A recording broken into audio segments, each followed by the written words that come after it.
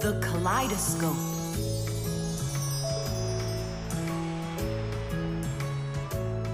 Thomas, when are you gonna give me a peek at your new ball? I just can't wait. I told you, you can see it as soon as I hang it up. You're not peeking, are you? No, I'm not. Oh! So can I look at it now? Sure, take a look. Which one? This one. You broke it. It's okay. Don't be sad.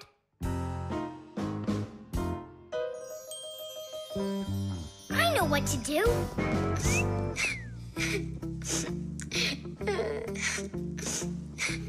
Thomas, look inside the kaleidoscope. What for? I looked already. Come on, there's something in there I'm sure you've never seen. Whoa. Cool, isn't it? What is it? It's my own invention, a pirate kaleidoscope. Laughs, right? Uh-huh. It's great. I really like it. Thomas, hi there. I heard that you got a pretty ball to hang on the tree. Shh. Can I see it? It's right there. Where? There. No. Oh, that's just terrible. Why'd you do that, Simka? Come on now, I just cheered him up. How? Tell me. With the kaleidoscope, remember what Grandpa's taught us? Do you know what makes a kaleidoscope have such beautiful patterns? Ah, it's because pieces of multicolored glass are tumbling around in there. And it's also because it has mirrors inside. Usually there are 3 of them, and they are arranged facing each other. That way, each piece of glass makes many, many reflections that create the kaleidoscope's beautiful symmetrical patterns. By the way, you can put just about anything you want inside a kaleidoscope, and each different thing makes its own special pattern. Yes, there are all kinds of kaleidoscopes. Some with buttons inside, some with flowers, and even some that are filled with insects. Once, a very rich man had a kaleidoscope made with precious stones inside. Yeah, it probably wouldn't have been nearly as beautiful if he had just filled it up with money. Thomas, look inside the kaleidoscope. I already saw it. It's pirates. Nah, it's not about pirates. We changed it. Go on, look and see. Wow. You like it? A lot. Hey, what did you put in there? A few pieces of the ball that you smashed. It's even better for Christmas, isn't it? Mm-hmm. That didn't work at all. Merry Christmas! We came to take a look at that splendid new Christmas... what's wrong? Oh, don't even ask us that. I've got it!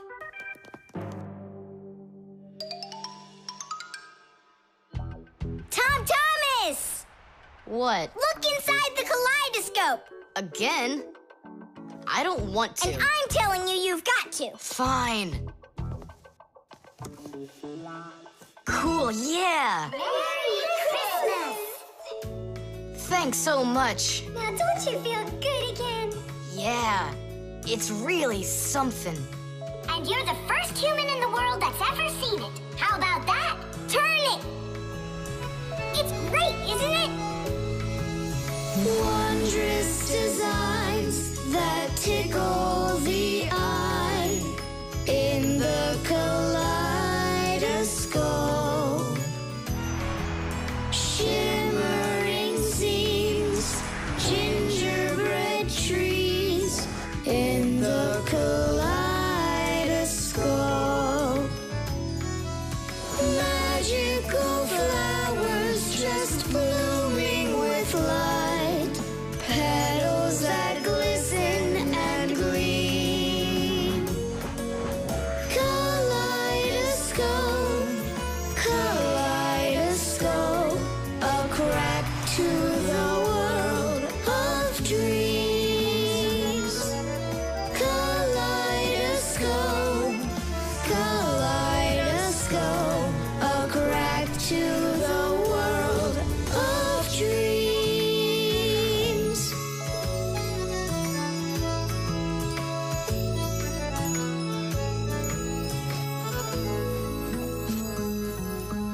Hi, everybody. Tom Thomas. I came to look for myself at that beautiful Christmas. It's okay. What's more important? Having such awesome friends? Or some ball hanging from a tree? The baby monitor.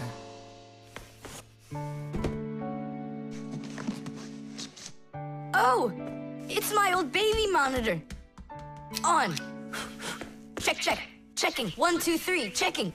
It's working. Why don't we give it to the Johnsons? They just had a baby the other day. This is mine. And I'm planning on using it. Aren't you a little too big for it? No, I'm not big at all. Well, I didn't realize that you're still a little boy. And a greedy one at that. They're never gonna notice this. Hey, Fixies, are you here? We're here now. Why did you call us? I gotta show you how I turned into a mind reader. I find that just a little hard to believe. Okay, then I'll show you. I'll leave you alone, and then you'll hide this button wherever you want. Then I'll come back and find it. You got it. So where's a good hiding place? Well, we gotta think of one. Right here, under the keyboard. Great! Go on, Nolik. Come on in. We're ready for you. And now, I'm going to read your thoughts. Here I go. You hit the button here. Look! Ta-da!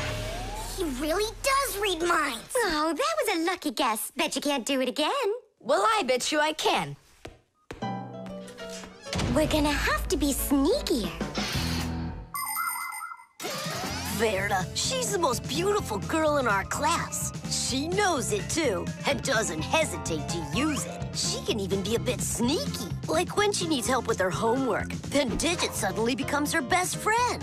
But if she doesn't want to carry her pack-a-mat, she'll say, "Fire, please help me. You're just such a strong Fixie." But all us boys like her just the same. Digit does, and Nolik does, and I guess I do, too. Although, I really like Simka more. Or maybe Verda. Or both of them. I haven't decided yet. Verda can be difficult and even bossy sometimes. But one thing I know for sure, Verda's a good friend. A friend that'll always come help.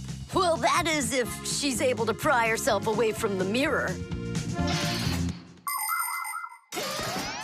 I think that we should throw it down into this pencil cup. But then we concentrate on another place. That is good, but it won't work, Fixies. Come on in.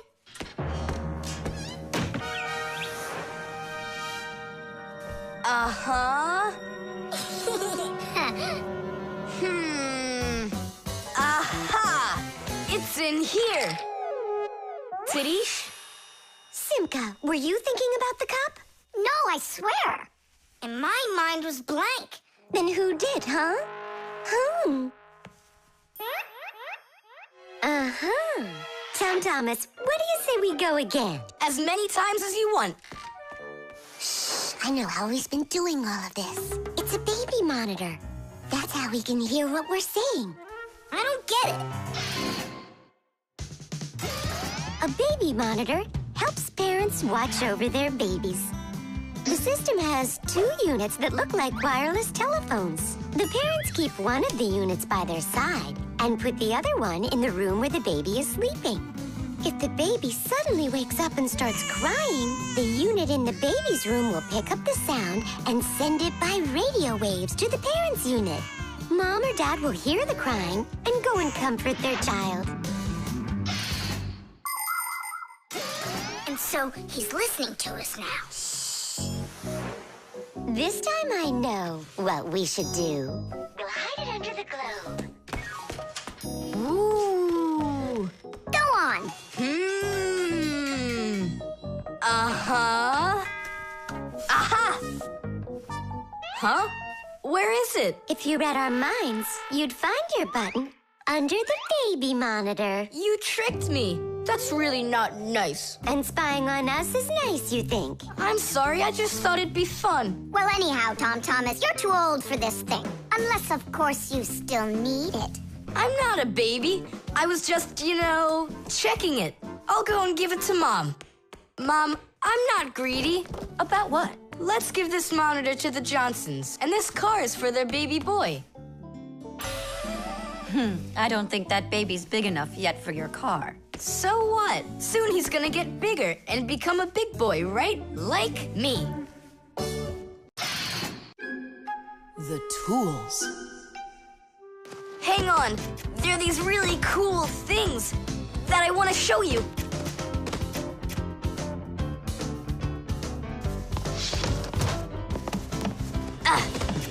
Whoa! Whoa, look how many things you got all at once. Your dad's gonna be so angry when he sees what you did with all of his tools. I'm gonna put them all right back where they were. And where were they? Open the box and you'll see. It's neat. There's a special place in there for each one of the tools. Try hammering in a nail or drilling a hole with your bare hands. Uh-huh, there's no way. But with the help of the proper tools, it's a piece of cake. But of course, that's only if you know how to use them. Tools need proper care. If the head of a hammer is loose or a drill is dull, then you shouldn't work with them. It's dangerous. And when you're done working, put the tools back in their places, or you'll be tearing your house apart trying to find them the next time you need them.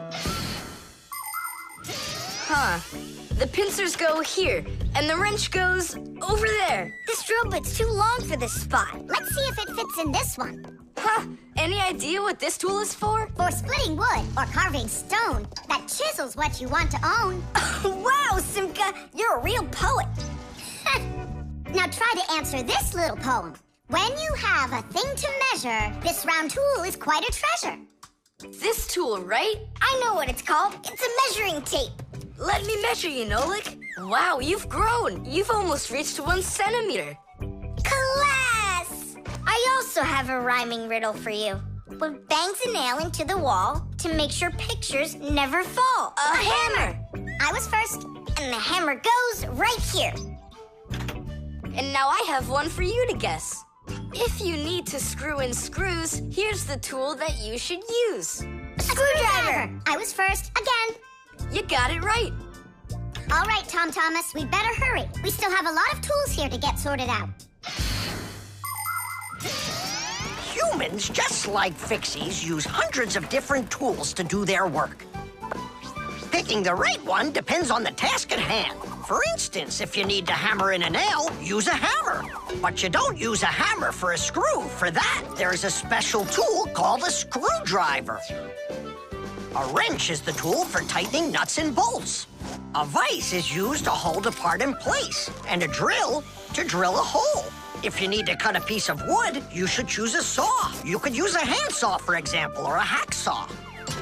Different kinds of pliers can be used for snipping, gripping, or bending. If you need to smooth something down, you use a file. If you learn how to work with tools properly, you can build just about anything. Looks like we did it, just in time. Oh, and how about this? Do you know what kind of tool that is? I don't know. There's no place for it in here. Just throw it out. Come on. And what if my parents use it? Looks like we did something wrong here. My dad came home. Tom Thomas! I'm in here. Hi there. Reading. Way to go, son. Huh? Oh! I don't get it. Where is it? What? I put a piece of metal under the table leg so it wouldn't shake, but it disappeared.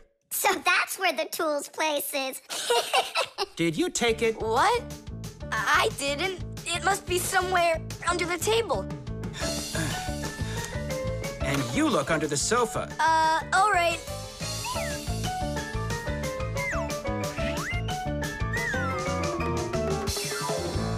What do you think he wants? He wants us to get that metal thing out of his dad's box. Come on, let's go. You got it.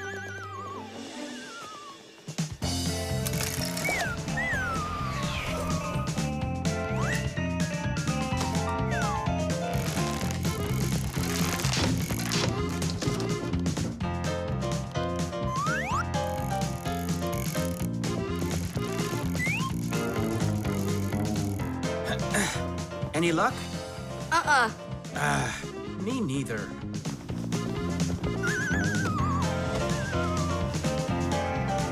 I found it, Dad. It was under the table, just like I told you. Huh.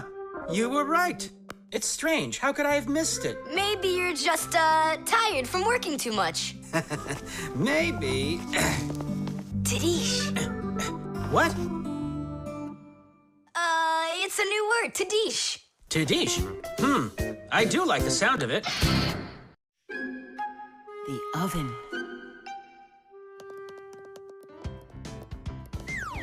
Now here he is, our death-defying acrobat.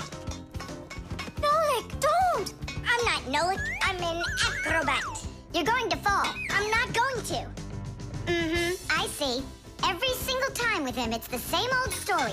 He gets himself into trouble, and I've got to get him out of it. No, I'm falling. Whoa! Hold on! I'm just joking. Nolik, you're a knucklehead. Simka, Tula, we're down here. Look who's in trouble this time, huh? This isn't funny at all. Need some help? We can manage this ourselves. Right, Tula? Well, all right then. See you later. We gotta get out of here. Tom Thomas's mom is coming. Hide!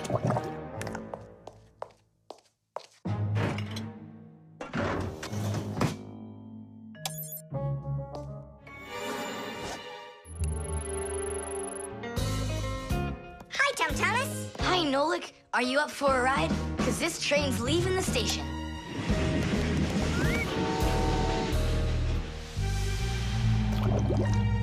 Nice place. It's the oven. It's beautiful in here and not hot at all. Splendid. It isn't hot right now because it only started warming up.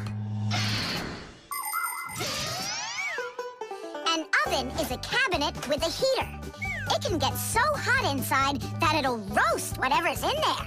As a matter of fact, that's what ovens are for. People roast meat inside of them and bake things too. Some ovens burn gas for heat and others use electricity. They have special electric coils that get red hot and heat everything that's inside the oven. So be careful around ovens. A hot oven can burn you very badly.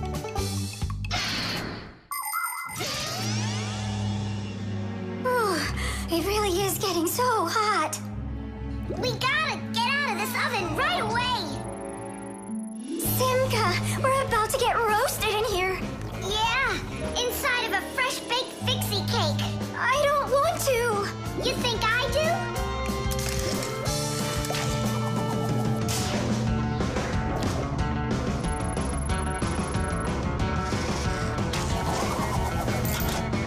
Here, grab on tight. This way.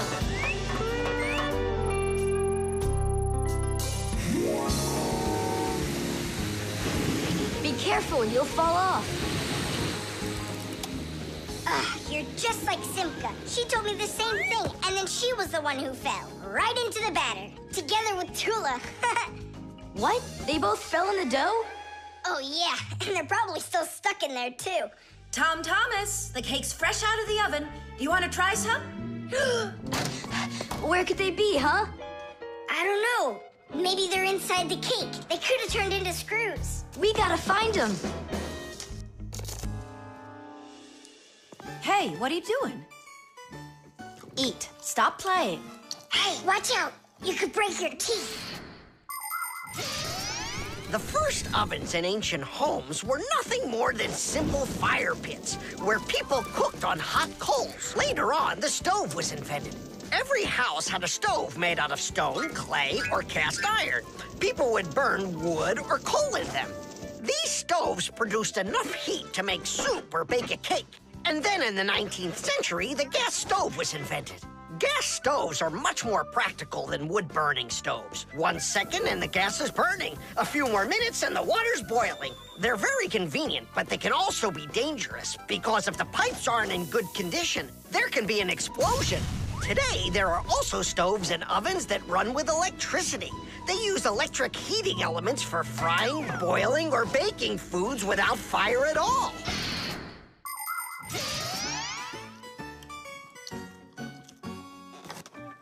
Thomas, I think you'll explode. But it's so incredibly good.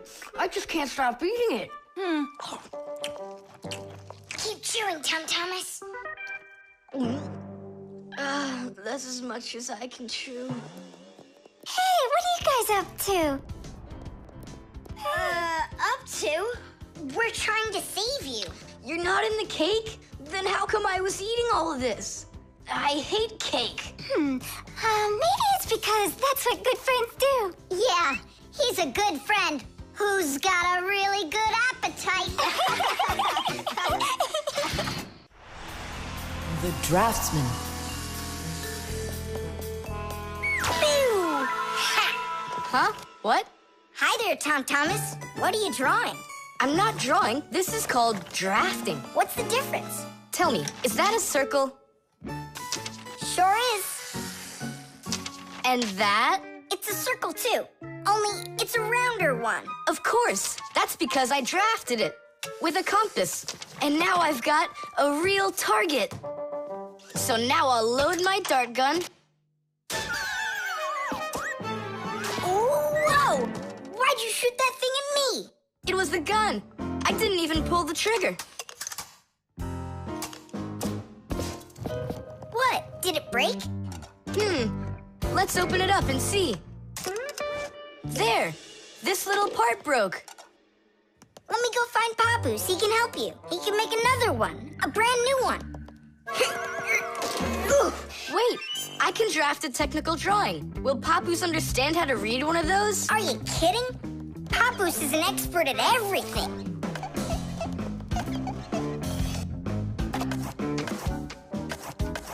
Done.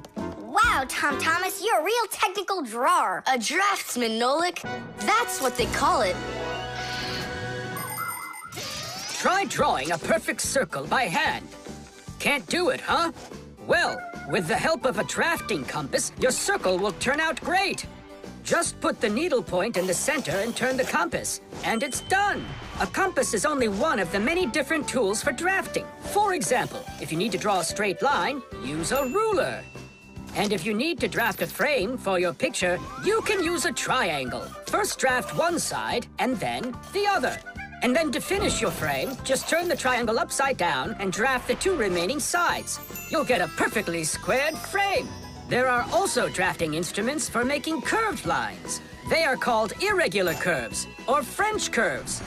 But actually, now people use computers more and more for drafting technical drawings. Papoose!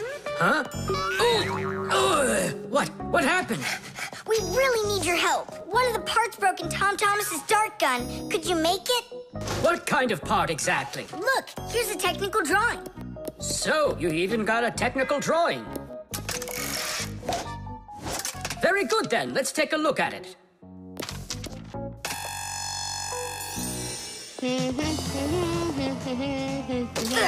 Here you go. Super. Let's see. It's not gonna work. You see, it sticks out here on the side. I need to draft another technical drawing. Papoose! Huh?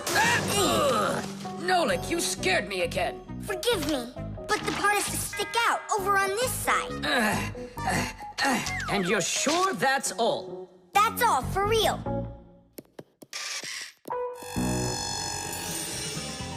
Thomas, it's done. Listen, while you were gone, I realized that the part needs to have a hole right here.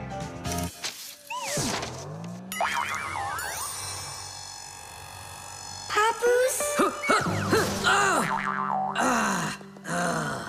Again? Sorry about this, but there's a hole in this thing, too. A technical drawing is a special kind of drawing. It has to precisely describe the thing that needs to be made. To do that, the drawing must be very accurately drafted and include all of the measurements. And that's not all. If the object is complex, it must be drafted from at least 3 sides, including the front, the side, and the top. You see? The object looks different from every side. So if you don't want to work over and over again, learn to draft correctly.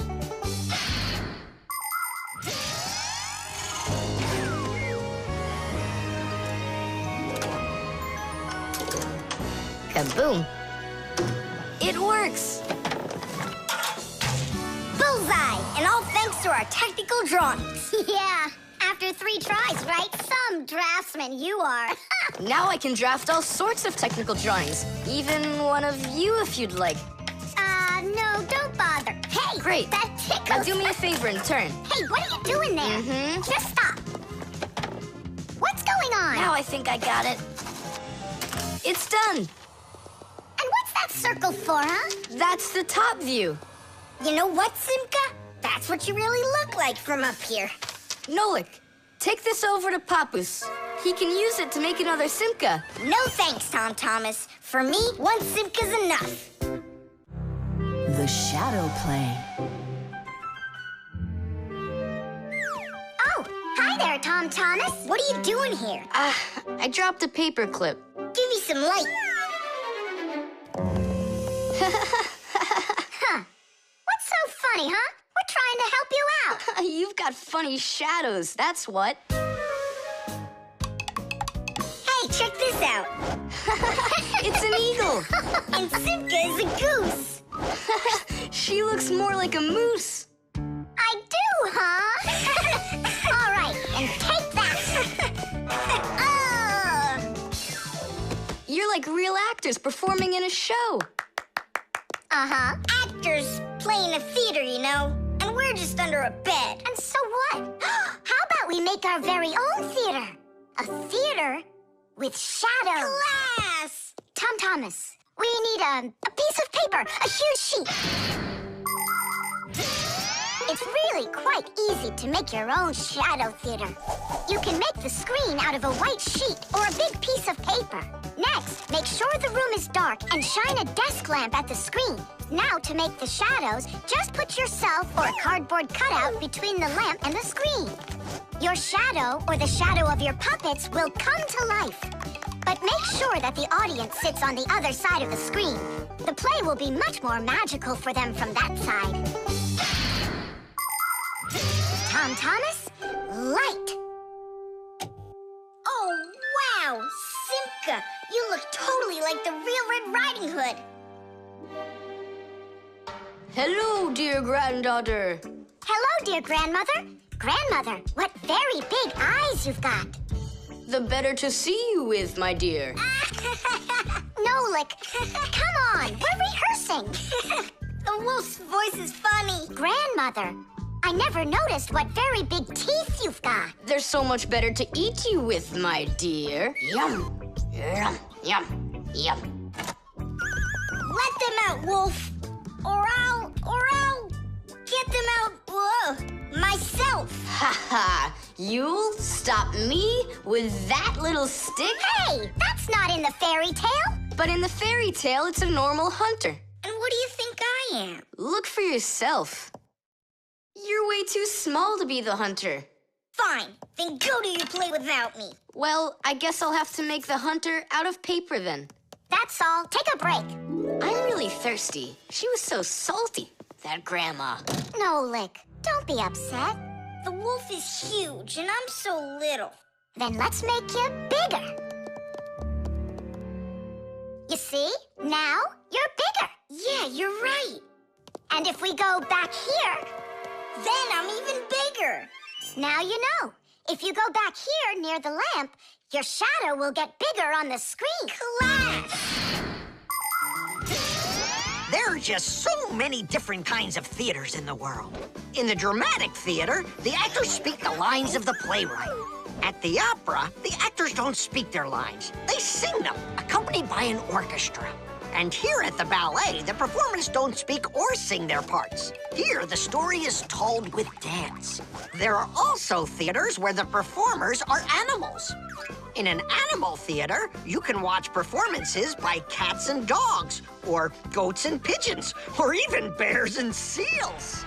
There are also theaters where the stories are told by puppets. To tell the truth, the puppets are brought to life with the help of people. Yes, there are so many different kinds of theater. My favorite is the shadow theater. I think it's the most beautiful and mysterious theater of them all. Hello, dear grandmother. Grandmother, what very big eyes you've got. the better to see you with, my dear. And grandmother, what great big sharp teeth you've got. All the better to eat you up with, my dear. Ooh, just wait. Aha, Wolf, I've got you. The hunter looks so strong. You're a hunter? Then where's your gun? Why do I need a gun? You're so tiny I could use a fly swatter. But I'd rather do it like this. Like what? With my bare hands. Way to go!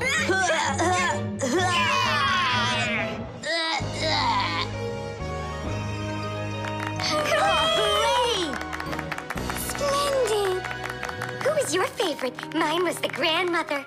Well, I think Red Riding Hood was the best. For me, the hunter. He was so mighty and so fearless. And for me, the special effects. The armor. 23, 24, 25. Ready or not, here we come. I heard him. He ran into the hallway. You check the kitchen, Nolik, and I'll check the living room.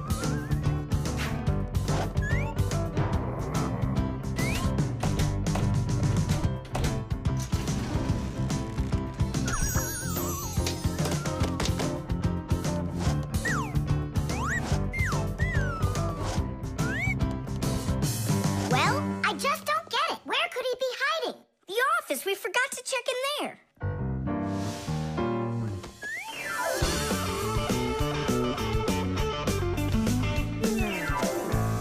There's nowhere in here for him to hide. Inside the shark.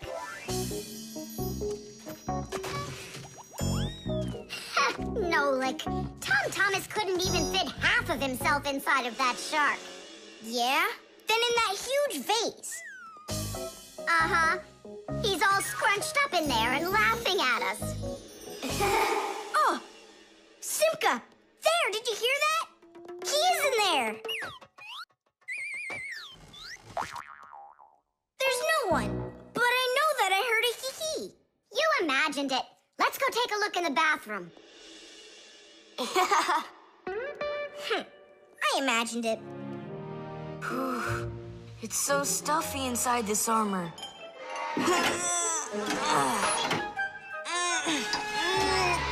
The arms got stuck.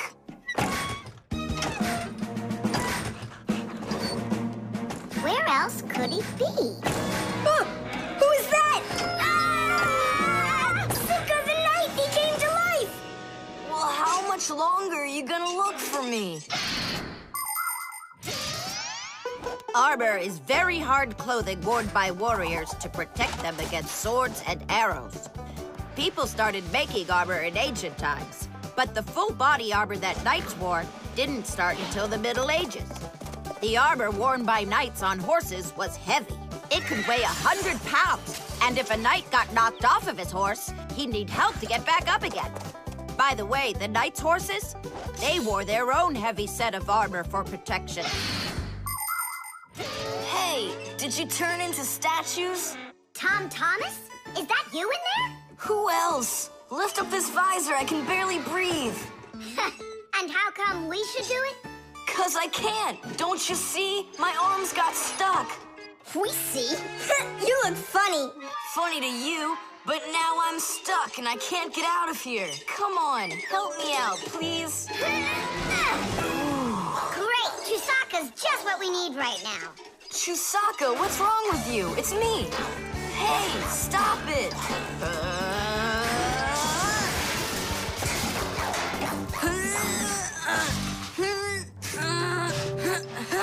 Help, I can't get up. Come on, let's undo the latches, Nolik, quickly.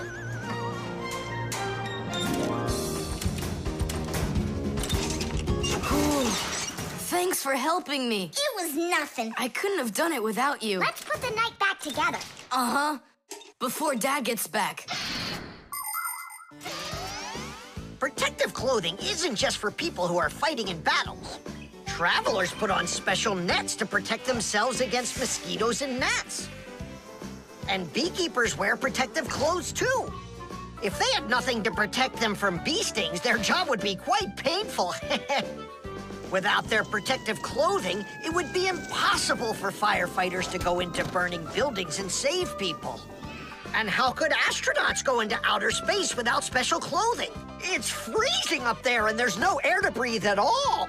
And that's why they wear a special costume called a spacesuit when they travel. The spacesuit not only protects astronauts from the cold, but supplies them with air so they can breathe.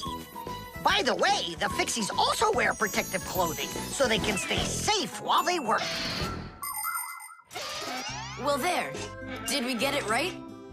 It looks like we got it right. Only, where's the helmet? Nolik went to get it. Tom Thomas! Helmet delivery! Thanks there, Chusaka. Whoa there, Warhorse. Calm yourself down. There we go. It's all back in place again. Too bad that your knight looks like a ballerina twirling around. You see, his arm. I can't move it. It's stuck. Here's what we'll do. Give him something to hold.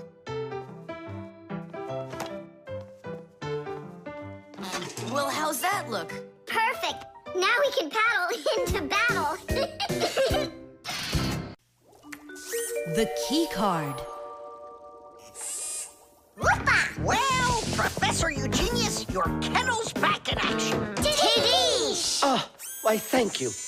I've been longing for a cup of tea. Yes. There's no tea left in here. Then I'll go ask Lisa if she has some. Look! Professor Eugenius! You forgot the key! The key! Don't close the door! Simka, you must be joking. That's a key. This is nothing but a plastic card. But it is a key. A special kind. It's called a key card. To open up a combination lock, you need to enter a code in the correct order. That means if you can't remember the code, you can't open the lock. But if the lock uses a key card, there isn't any code to memorize because the code is held inside the card's memory, and the lock can read the code from the card. Of course, key cards don't work with any lock. They have to be smart locks that are able to read electronic codes. When the smart lock reads the correct code, it opens right up.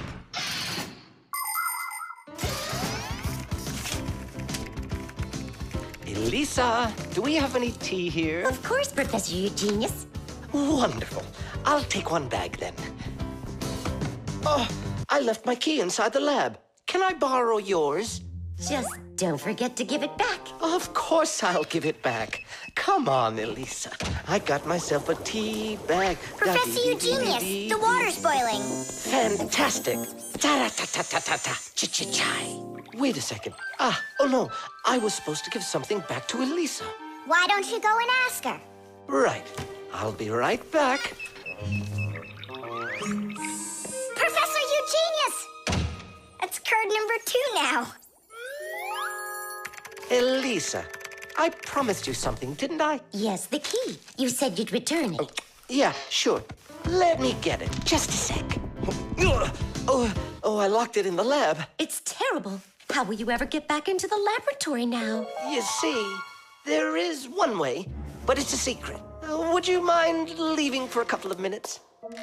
Colleague, Professor, can you do me a little favor? The key. I think I left it on the table. Yeah, right. It's true. So how do we solve this? I need to think about it. What's there to think about? We just have to go and push it under the door. You think you can do it? Yeah! It's time to get to work. Hey, what's going on? Oh, were you just calling for me? Yeah, no, Lisa, not for you. It's so heavy. Do you know where Digit ran off to? Ow! Digit's off somewhere thinking. He's always doing that when it's time to work. Hard to port. Hard to starboard. Way to go, Nolik. Then who were you talking to? Actually... Oh, what's that? Where? What? What was that?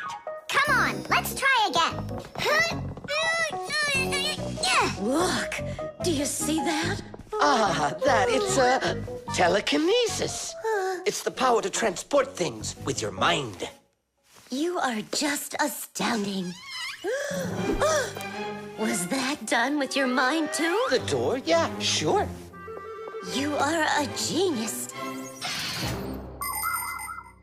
Professor Eugenius is a very talented scientist and a dear old friend of the Fixies. He always helps the Fixies, and the Fixies are happy to help him too.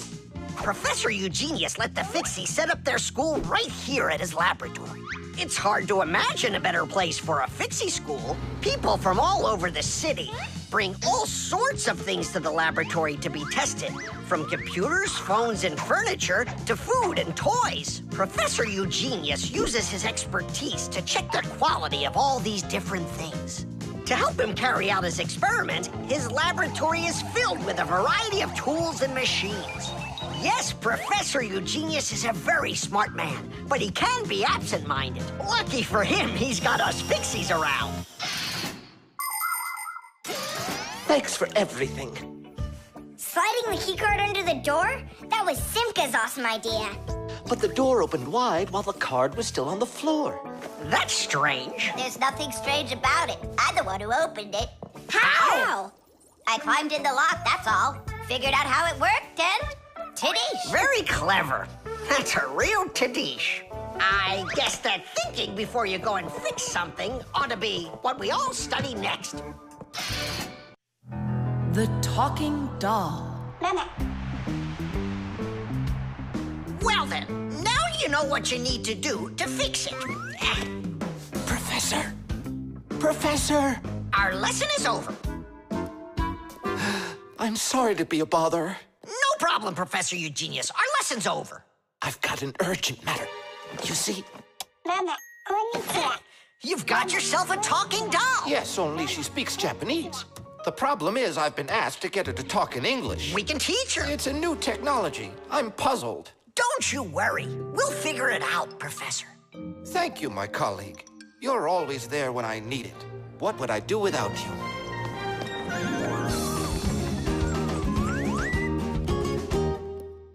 Professor, can you tell us how toys talk? Not now, children. We'll learn about the doll tomorrow. Now it's time to go home.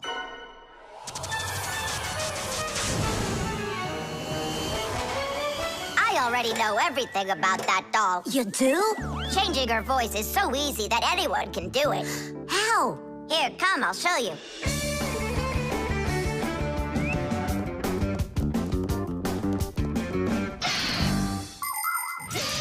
Early talking dolls used to work with a noisemaker inside.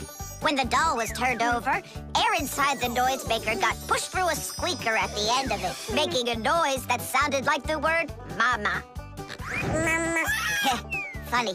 Today, the noises are recorded onto an electronic chip that's part of a little player inside of the doll. Just press a button and the sounds start playing. So now dolls can say much more than just mommy or daddy. They can say anything at all.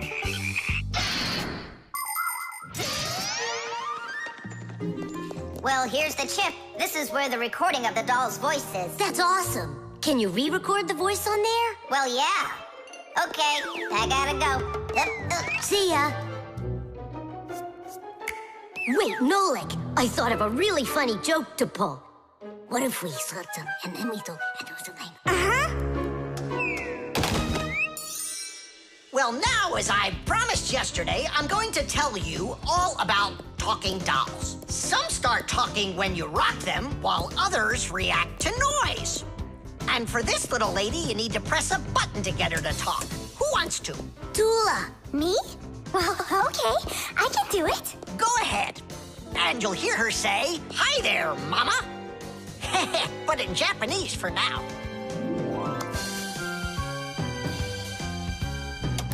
Tula. Is that Japanese for hi there? Tula! Why are you hiding a picture of Digit in the Pac-Man? How could she ever know that? Maybe you're in love? That doll is alive! They call that joking. I just thought of a better joke that we can play. Yeah. What? Tula, don't cry. She's not alive.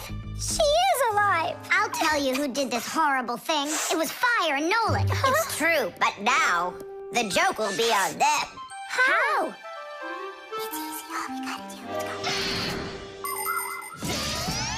The smartest Fixie in our class is Digit. Sometimes I think that he knows everything about everything. Professor Grandpus has a lot of respect for him. Digit's always in thought whenever you see him, and he doesn't like when anyone distracts him. He just has no time for fooling around with the other boys. Digit prefers to solve problems using his brains and not his muscles. That's why he can have a tough time in gym class. But he's so sweet that it makes you want to help him. To tell you the truth, Digit isn't always great fixing things with his own hands. But no one understands technology better than he does. If something breaks, Digit can always figure out exactly what's wrong with it and the very best way to fix it.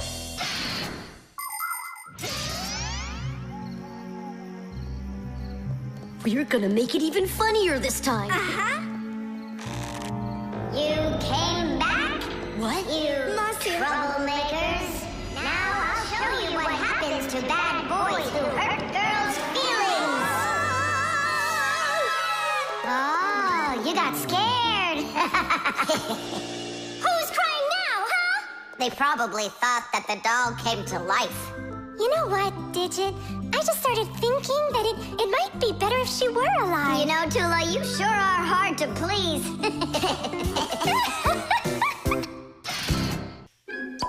The suction cup.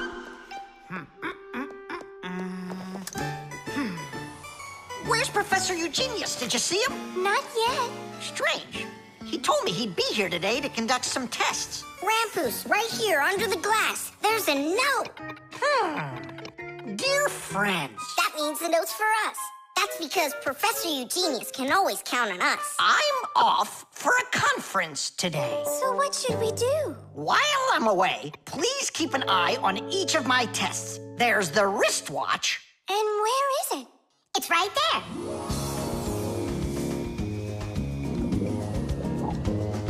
Look! How come the watch is in the water?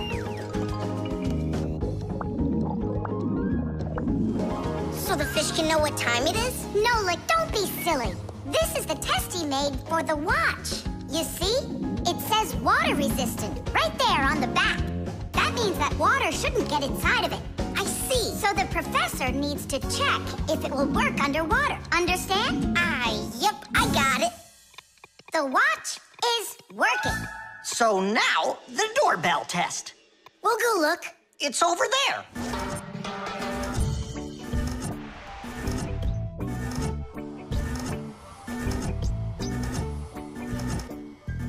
What's that thing doing? It tests the button to see how fast it wears out. To check the quality of appliances, toys, sporting goods, or just about anything, they need to undergo serious testing. Take, for instance, telephones. They need to be tested with both heat and cold because they have to work in places as hot as Africa and as cold as the Arctic. Computers are tested to make sure they can be shaken and rocked, too. That way you can be sure they'll work on a desk at home, or outside in the park, or while you're taking a ride. Different kinds of products need different kinds of durability tests. For example, athletic shoes and car tires are rubbed and squeezed over and over to see how long they are going to last. Yes, testing's very important. Without testing, a machine or appliance could let you down at the very worst moment. If guests come to visit once a week, and once every month a hooligan comes, pushes the doorbell, and runs, then I figure this doorbell will last right around 400 years. That's long. The doorbell is still working. That's very good. And also, What? I don't know. We need to turn the note over to read the end. But how? Oh, raise the glass, that's all. Hup, hup, hup.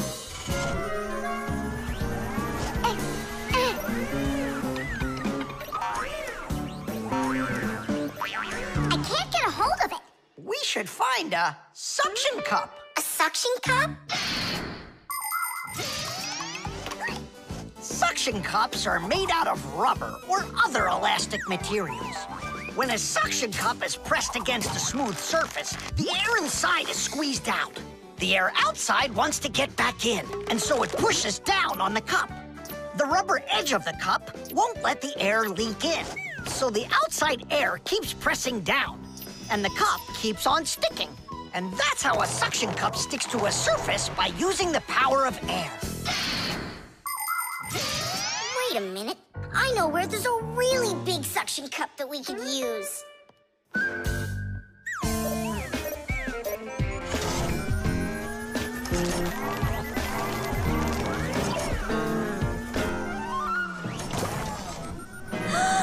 That's a huge suction cup, Nolik. Stiddy, stiddy, stiddy. Well done, Nolik. Only we need to hurry before air gets under this suction cup and it unsticks. My suction cup will never unstick. Well, let's see what it says here. Simka, you'd better hurry. And make sure nothing gets broken here in the laboratory while I'm away. Huh, and what could get broken around here? Ah, the glass, look out!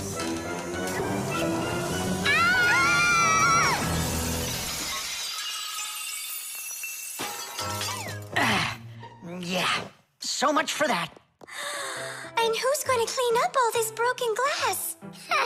You don't know? Nolik. He told us to use that suction cup. No, Simka. She was reading way too slow. Listen, there's no need to fight. I came up with the idea of the suction cup. I should clean this. Come on now, Grampus. We'll clean up this mess. Professor, I still think the suction cup was a great idea. The airbag. We're gonna be late. We'll make it.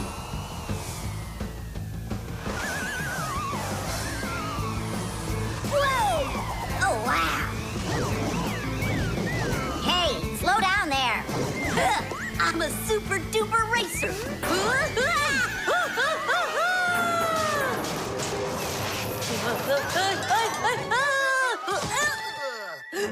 Well, Fire. Again risking your life.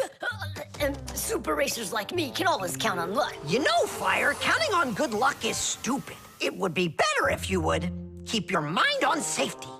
Actually, today, Professor Eugenius has something really special to show us. He's going to be testing an airbag.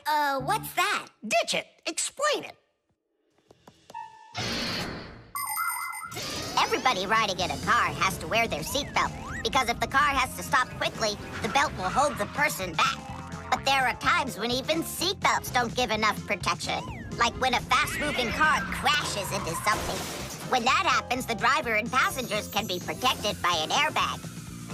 You can't see them when they're folded up because they're hidden, but if the car is in a crash, the airbags blow up very quickly, and the person bumps into the bag instead of banging into the steering wheel or flying through the windshield.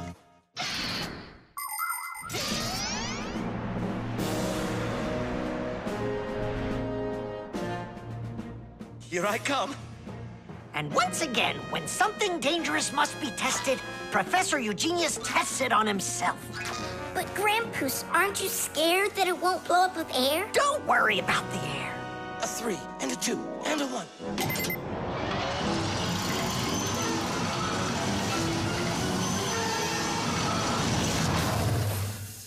The airbag filled up in an instant. Did you notice? Yeah, but how does it do it? There is a chemical inside of there that quickly burns and instantly turns into a gas the moment the crash takes place. The gas fills the airbag, and there you go. Did I explain that right, Professor?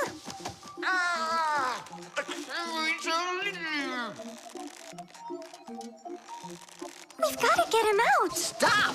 We'd better call for help.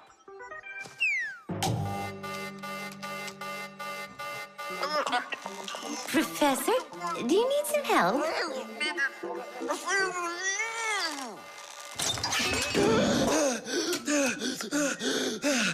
Thank you, Elisa. Sorry to take you from your work. You're free to go. Professor, how did you manage to press the button from way over there? I managed to hit it on the fly. You are just astounding. To keep small children safe while they're riding in a car, they must be buckled up with a seatbelt inside of a special booster chair. But kids also need to be careful when they're riding a bicycle, skateboarding, roller skating, or riding a scooter. First of all, it's best to keep off of roads where there's too much traffic. Second, put your protective gear on. For your arms and legs, wear elbow pads, gloves, and knee pads. For your head, wear a helmet. That way, if you fall down, you won't get badly hurt. And third, make sure that people can see you. If you're out riding in the evening, your clothes and bike must have safety reflectors on them. They let drivers see where you are by reflecting the light from their headlights back at them. Remember, better safe than sorry. Here we go. Well, I hope this time I've got it. Should we call his assistant right now, just in case? Let's just wait and see. Ready, set, go! Grampus, he needs to be rescued. No need. I made a change to it. Now the bag not only inflates automatically, it deflates itself as well. Splendid! As you Fixies say, Teach! Today's lesson is done. Hooray! Come on! Where's my fixie board? I've got your fixie board, Fire. Here you go. I just went and equipped it with an airbag. Really? Ha! How come? You know I'm a super racer. See? Woohoo! And that's why I installed it. Super racers don't need airbags. We never, ever.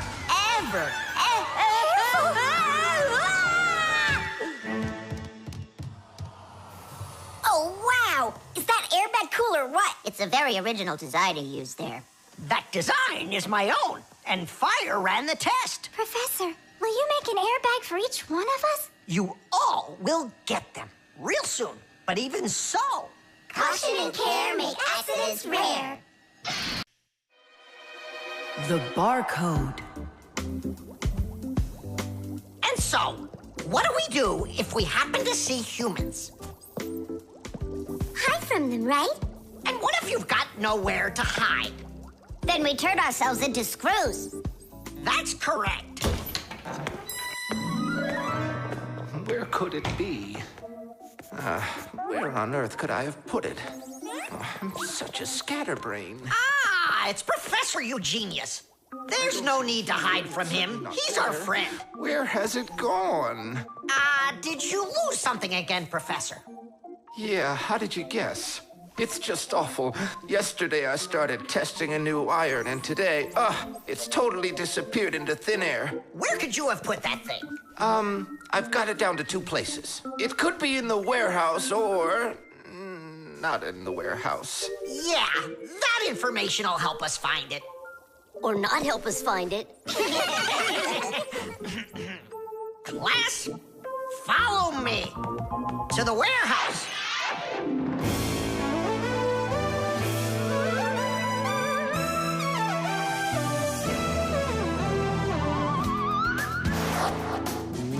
Wow, look at all these boxes.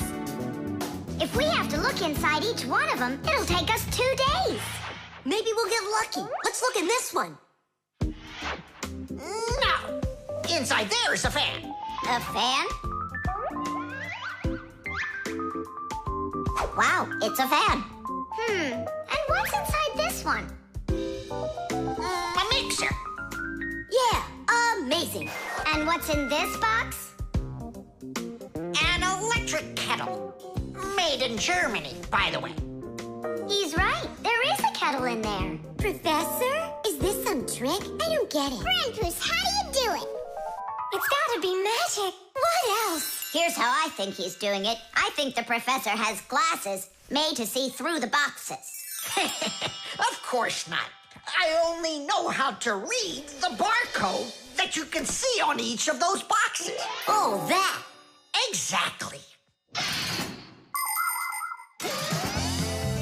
If you look at the printing on packages and boxes, you will often find a symbol with a lot of black lines and numbers. These symbols are called barcodes. Each barcode has all sorts of information. What the item is, what country it came from, and even in which factory it was made.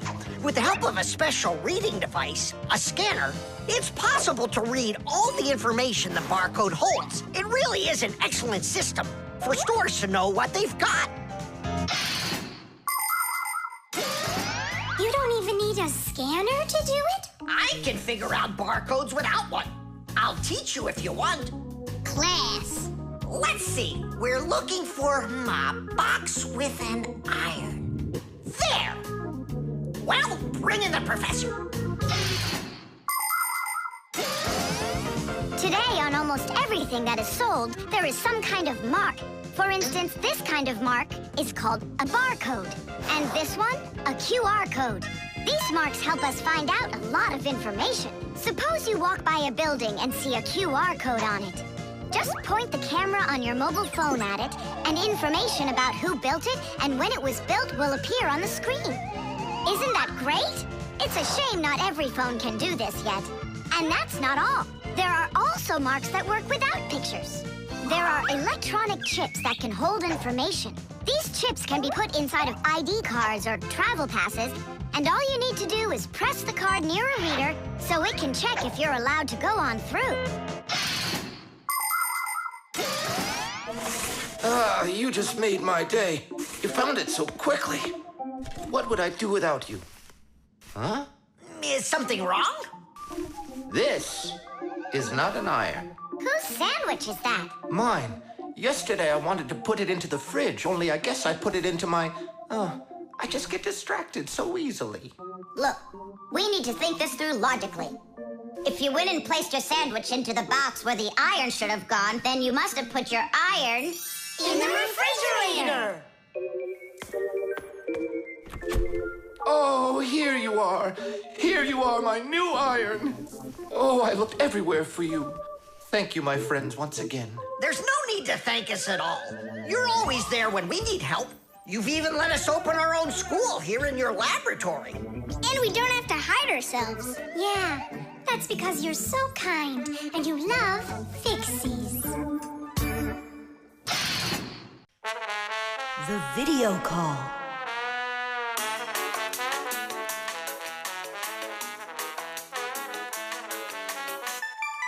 Turn on the camera right away. It's me, Simka.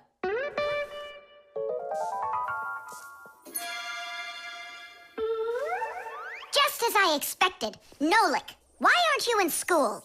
School? It started? No, but you'll be late if you don't hurry. I'm on my way. Simka, is that really your Fixie school? Well, actually, it's the laboratory where Professor Eugenius works at. He lets us have our school here. Who's that, Simka? Look. Is that the professor? Where? Oh, come on, Tom Thomas. That's the manipulator. Who? Not who, what? It's a mechanical arm. For real? Oh, please show me some of the other things you've got. But how can I show you? Come on, with the camera. Computers and tablets are able to connect with one another through the internet.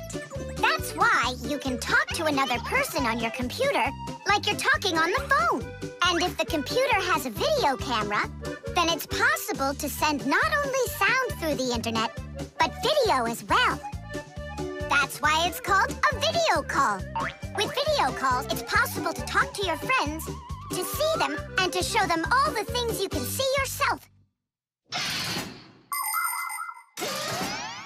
All right, take a look.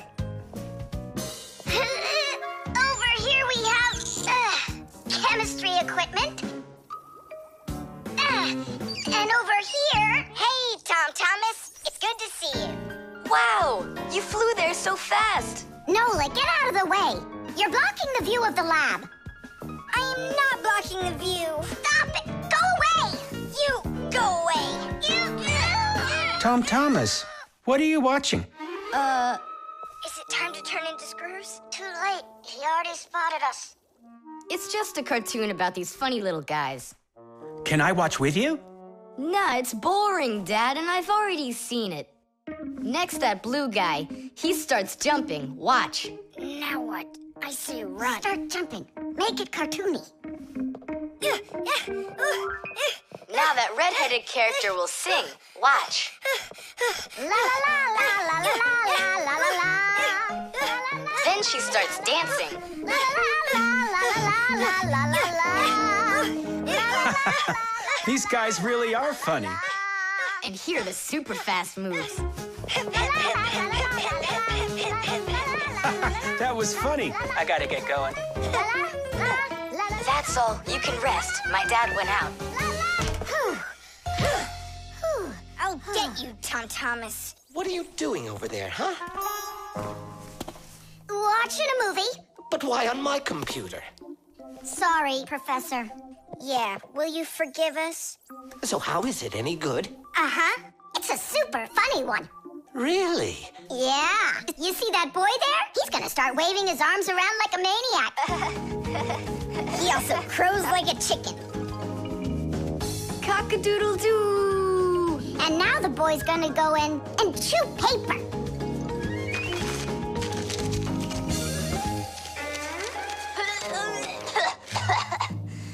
I can't do this all at once. A movie.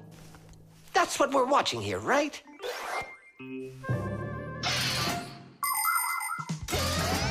People have always been interested in seeing what's going on outside of where they are.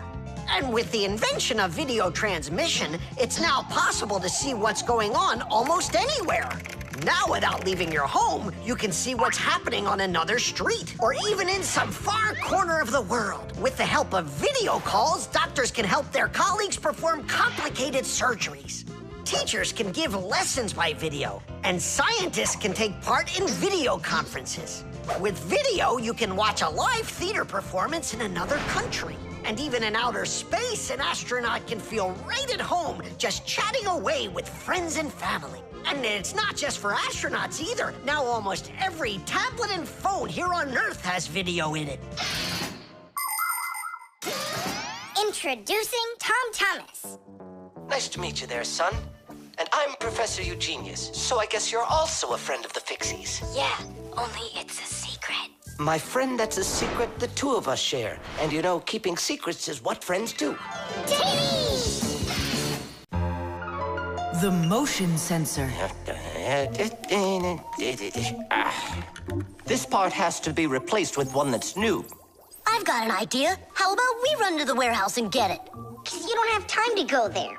And that way you can keep on working. All right, then. Only remember the code for the part. A8375. I'll remember it for sure.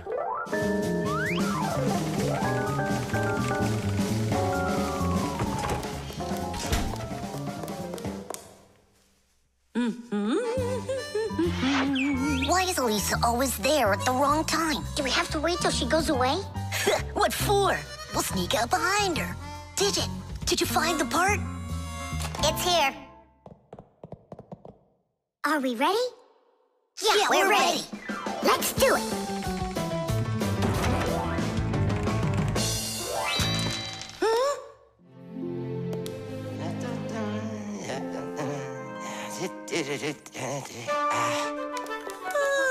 Professor Eugenius, you're in here. Do you know why this door just opened? And closed by itself? Of course I know, Elisa. It's because I converted it into an automatic one. You see, I installed a motion sensor above it. A motion sensor is like an electronic eye that watches everything that moves in front of it. Did you ever wonder how doors open by themselves at places like stores or at the airport? They open with the help of motion sensors. If the sensor sees that someone walks up to the door, it sends a signal to the door's electric motor. The electric motor opens the door and then automatically closes it after the person walks through it.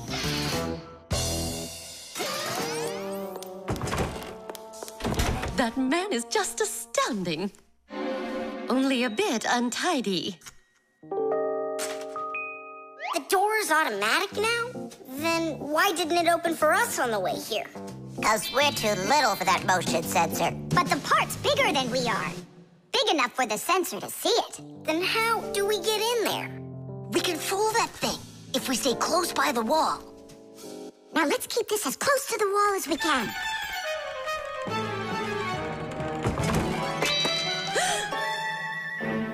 This door is a little too automatic. And these parts are here again. Didn't I put them away?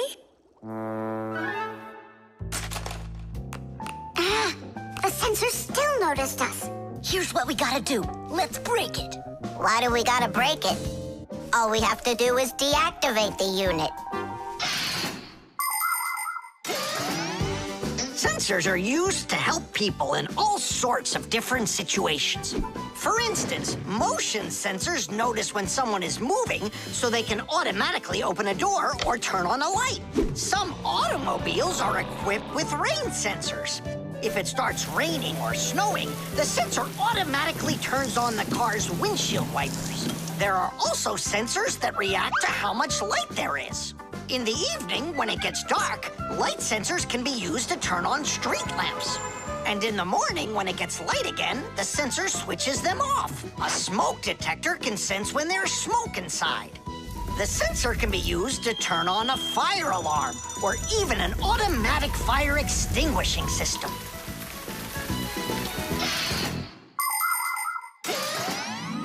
I turned it off. That should do the trick. Great job. Let's go.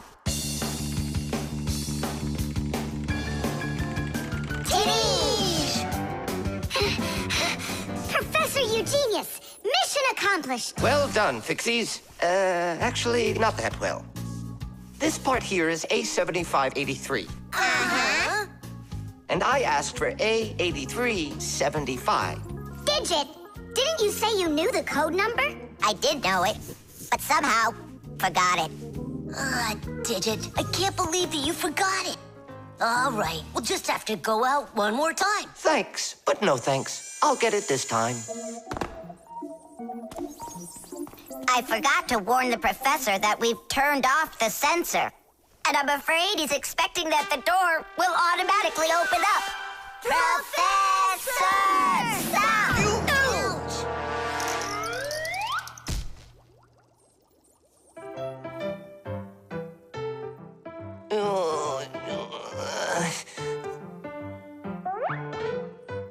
Forgive us, we didn't mean it. The elevator.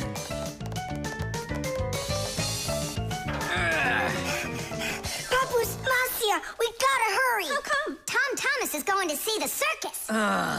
And what? We want to go with him, can we? The answer's no. Just you kids without supervision. Who said no supervision? His parents are taking him there. We'll be careful, don't worry. They won't even notice us. Well, if Tom Thomas's parents will be there. Hooray! We can go! Wait a second. I didn't even say yes yet. Yeah. Simkanolik, where are you? We gotta hurry up. Tom Thomas, it's time to go. I'll be right there. We're ready. Climb into my hood. Ha! I know who's going to the circus today. Whoa! Huh? What just happened? I think that the elevator broke down. Don't you worry. Emergency operator. We got stuck in the elevator. Understood. Please wait. We'll have the elevator fixed within the hour. That long? That means we won't get to the circus on time. Tom Thomas, we'll go get Papus and Marcia. I'm sure they can fix it. People need elevators to help them get to the upper floors of tall buildings. When someone steps into an elevator and presses a button, the elevator's electrical engine starts up. It pulls the cable that is attached to the elevator cabin, and the elevator goes to the desired floor. The cable hangs over a wheel, and it usually has a heavy counterbalancing weight attached to the other end of it. This counterweight balances the elevator and helps the electric motor do its job.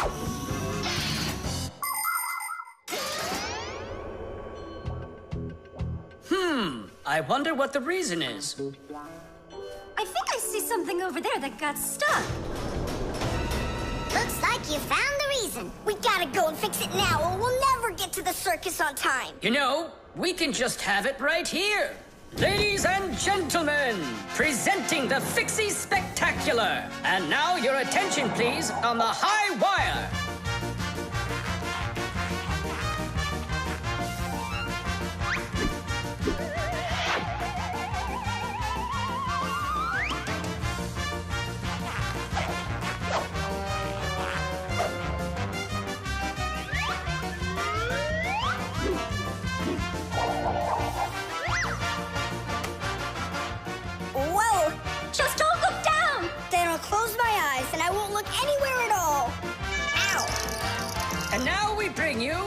our very own aerial gymnasts.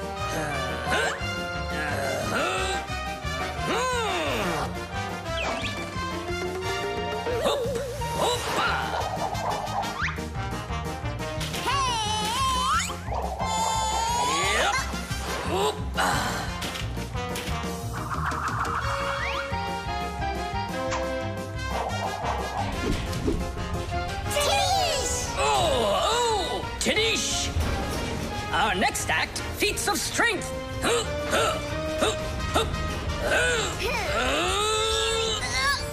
won't come out. I know how to fix it. With a death-defying circus act. Point your eyes up. Marcia, where are you going? Up to the electric motor. Do you know the right way to behave yourself inside of an elevator? First of all, small children should never get into an elevator by themselves. They should only go in with their parents or other adults they know well. When getting onto an elevator, the adult should always enter first and then the child. When it's time to get out, it's the other way around. First the child leaves and then the adult. If you are taking a dog onto an elevator, make sure its tail and leash are completely inside so they don't get stuck in the door. And there's one more thing. If the elevator suddenly stops for some unknown reason, don't try to break out of it yourself. Press the button that calls the emergency operator and wait for help from the elevator repairmen. Or the Fixies. I reached the motor! Turn it on! Oh, they fixed it. That was quick. Now we'll make it on time. There was no need to worry. Stop! It's way too high. Tom Thomas went to the circus without us. There's no need to get that upset, Nolik. Our circus is as good as theirs. Right, Papoose? Of course it is. Thank you. Thank you, to who? What do you mean who? The elevator repairman. Knots.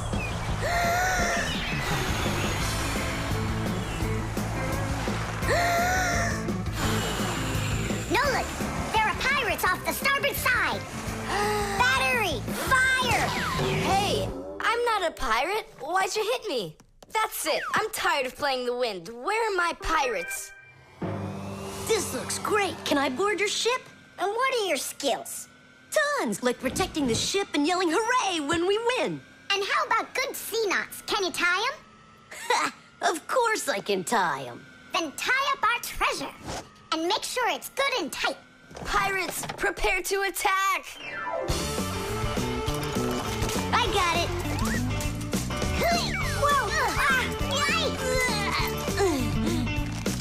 That's done. Good enough. Hooray! It's good and tight. Now can you survive a storm? Without a doubt.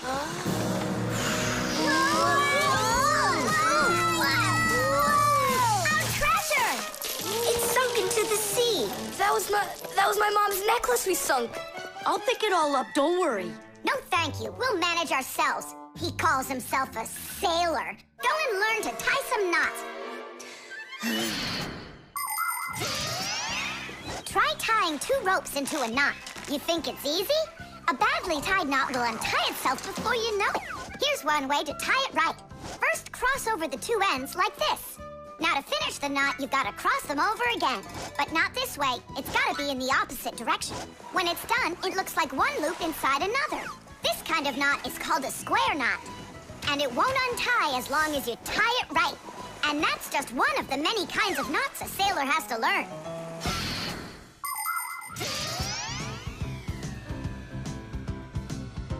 Oh.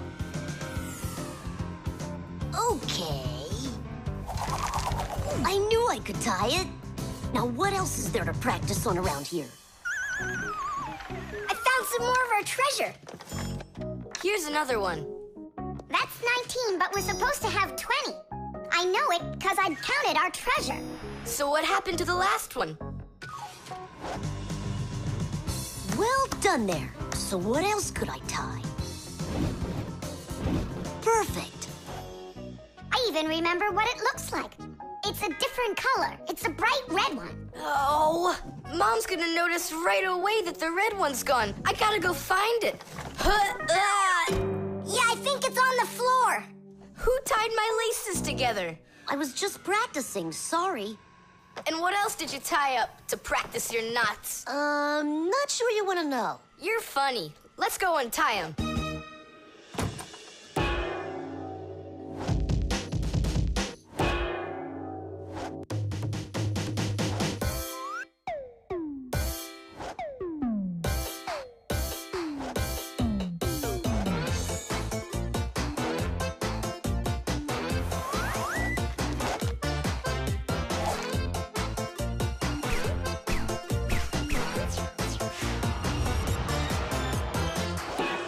Chusaka, don't look at me that way. I'm scared. She's just staring at her own whiskers, Nolik. And what have you done to her whiskers? Well, I tied them with the square knot. Fire, you're just a blockhead. And why don't you tell us what else you've done? Well, okay. I tied a decoration on her tail. That's where it is. We were looking everywhere for that thing. Fire, go and fix everything you've done. Chusaka, don't run away. Don't be scared. We just want to untie the knots. Sailors have developed all sorts of different knots. Without them, they couldn't control their sails. But we couldn't get by without knots on land either. Mountain climbers use tightly knotted ropes to help them climb and keep them safe. Fishermen tie hooks to their fishing line using special knots. You can't even pitch a camping tent properly without making a knot. When people sew, they tie knots in the thread to hold it in place. And doctors use knots when they stitch and bandage a wound. And a tie wouldn't be a tie if you didn't tie a knot in it. Sneakers won't fall off your feet. And the laces won't drag on the ground if they're tied with a proper knot. But sometimes things can get knotted up by accident. And that's one time when you don't need to know how to tie knots, but how to untie them. All aboard! Like that. Now the only thing left to do is tie a knot. Should I tie it? Are you sure it won't untie? You're joking. Why don't you go ask Chusaka if I can tie a knot like a sailor? The manipulator.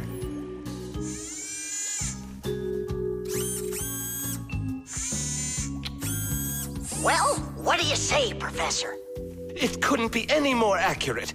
Our manipulator works just perfectly. Good! So that means that we're free to go. Great. See you later. All right, finally. Now it's our turn to experiment with that manipulator. And do you know how to operate this manipulator? Why do you think we were spying? A manipulator is a kind of mechanical arm that people use for difficult or dangerous work. To control a manipulator, humans use a remote control or a joystick. The operator gives the command, and the mechanical arm grabs and moves the load. Some robotic manipulators don't even need to be steered by an operator. They're controlled by computers and can work without people being there at all, even on the moon.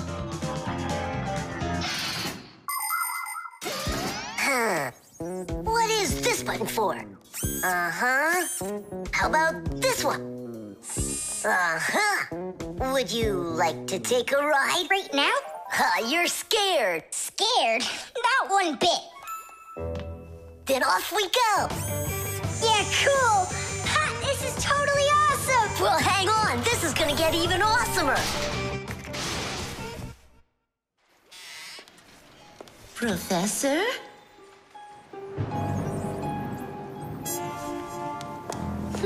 Strange. What made this ladder just fall over? Ah! Am I crazy? Or is someone here? Oh, calm down.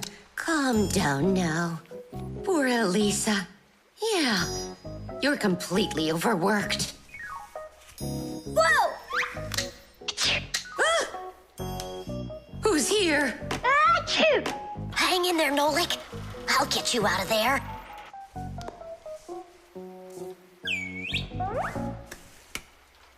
My compact's gone. Oh dear, what's going on? Stop this nonsense right now, or I'll call the police on you. I don't believe in ghosts. I don't believe in ghosts. I don't believe in... Ah! Where are you pulling me? I'm going to faint. I'm warning you. That's all. Goodbye. Ah. Throughout the world, humans use manipulators for all sorts of work. In factories, manipulators are used to lift and move heavy loads. They can also hand out the parts needed for assembly or even attach these parts themselves. In hospitals, more precise manipulators are used by doctors to help perform operations. Manipulators are also used in places where the work is simply too dangerous for people. For instance, where there are deadly chemicals, or places where humans can't get to easily, like somewhere underground where there isn't enough space to move, or deep under the water. Or in outer space where there's absolutely no air to breathe. So you see, mechanical arms are helpful in all sorts of places where humans are unable to reach things with their own arms. Hang on, Nolik. How can I get that thing open? Ugh, I got it!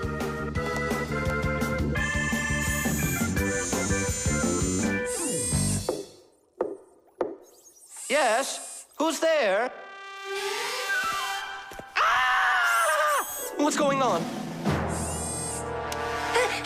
Achoo! Nolik? What are you doing in there? Achoo! We just took a little test flight. Is this yours?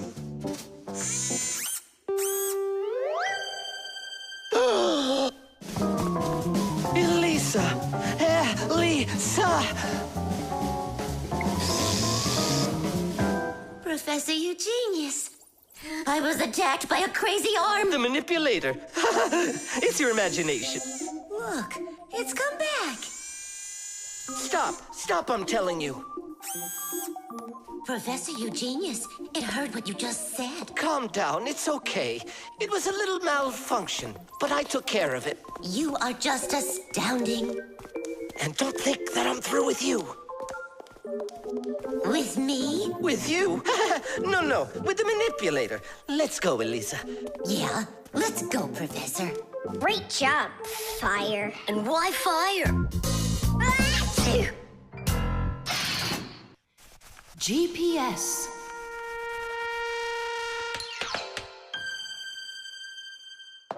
And 3, 4. Stop. Who goes next? I'm next. 5. 1, 2, 3. 3. And... Wait, I gotta choose a route. Should I go here or there? choose already. Nolik, what are you doing over there? Nothing at all. Just waiting at my place. Good. And don't get off it. Well, Fire? What was that? The alarm on my Fixie tab. Oh, our lesson's about to start. Hurry! What about the game? Later!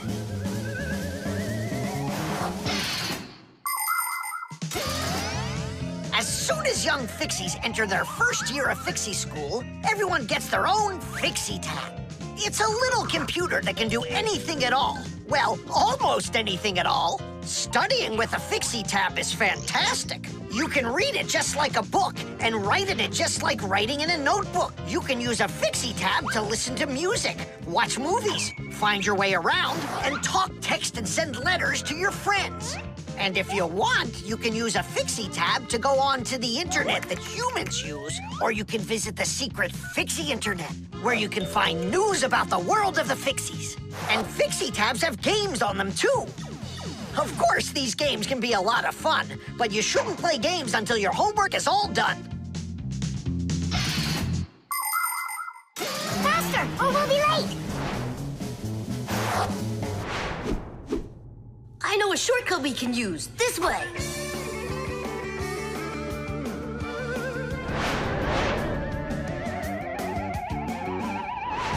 Now which way do we go?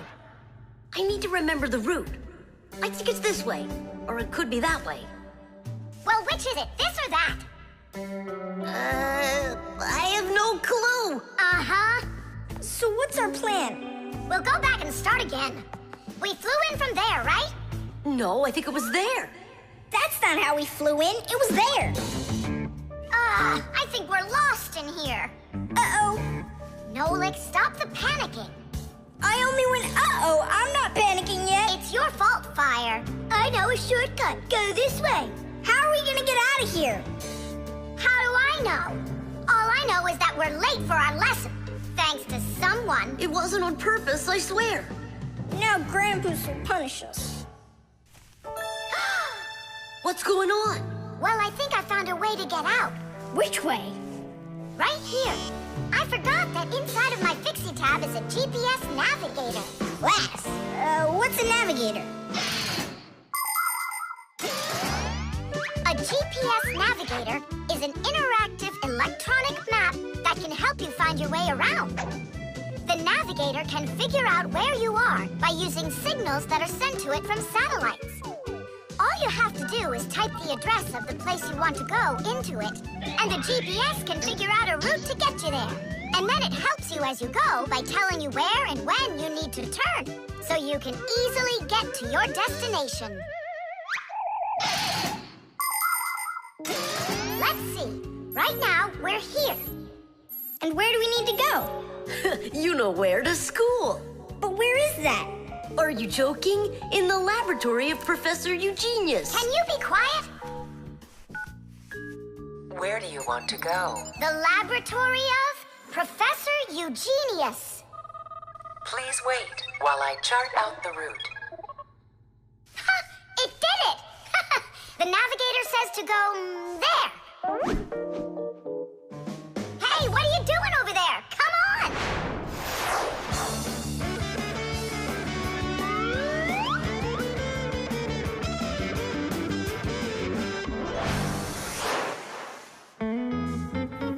And if you happen to go off route, the navigator will give you a different way to... Well, you finally made it. Unfortunately, you missed an important lesson today. We got lost. Forgive us. In case you're wondering, we were studying navigators. And you know what? We just used a navigator to get here. Yeah, it showed us the way we had to go. Well, that's certainly quite lucky for you, because now you don't get an F. But from now on, kids, you have to get here on time. I promise you that, because now we know where to get our shortcuts from. The gramophone. And that's a photograph of my mom when she was little. She sure looked happy, didn't she? Because parents were all happy when they were children. But then they grow up and start getting all gloomy and as boring as can be. Oh, what's this, do you know? A song about a screw? It's total nonsense. Nonsense? It's about a screw, which means it's practically about Fixies. Why don't we listen to it and find out? If it's good, we can all dance together. How do you listen to this thing? Like this? Why don't we try to use the player? We won't fit in there. Look, right here it says gramophone record. See? So we need to find a gramophone player. Find what? Let's go to Grandpa's. Grandpa's, we found a song about a screw we want to hear. We're looking for a player, for a gramophone record. Ah, I understand. What you need is a gramophone. A gramophone is an old appliance that was made for playing back sound that was recorded onto records. If you want to turn on a gramophone, you need to turn the handle to wind up its spring. The spring makes the record spin. Then a needle is placed on top of the record, and as it moves through the groove on the record, it shakes a little, which makes a diaphragm, a sort of mini drum skin, start to vibrate. The big horn of the gramophone then makes the sound louder, and we hear a voice or music. The most amazing thing is that a gramophone doesn't have an electric motor or any electronics. That's right. You don't need electricity for a gramophone to play back the sound that's recorded on a record. That's because a gramophone is an entirely mechanical wonder. If you want to know, there is a gramophone in the office of Tom Thomas's dad. It's on the desk. Great, let's go. Thanks would be nice.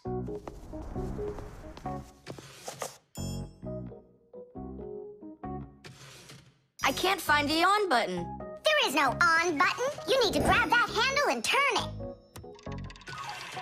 Now take that thing and put it down onto the record. It's not playing. Look, there's no needle in there. And where can we get one from? We can make it. Do you have any nails around here? Is this good? That'll be great. Verda, are you ready? Totally. Better cover your eyes.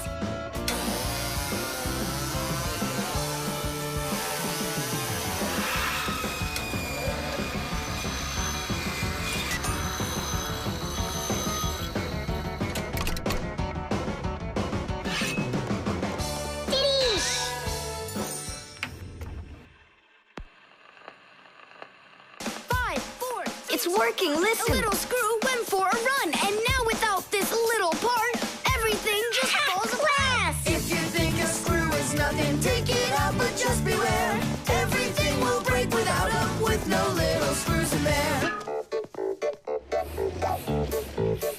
The bulldozer was a strong one, until there was a thud. And then the mighty giant fell straight into the mud.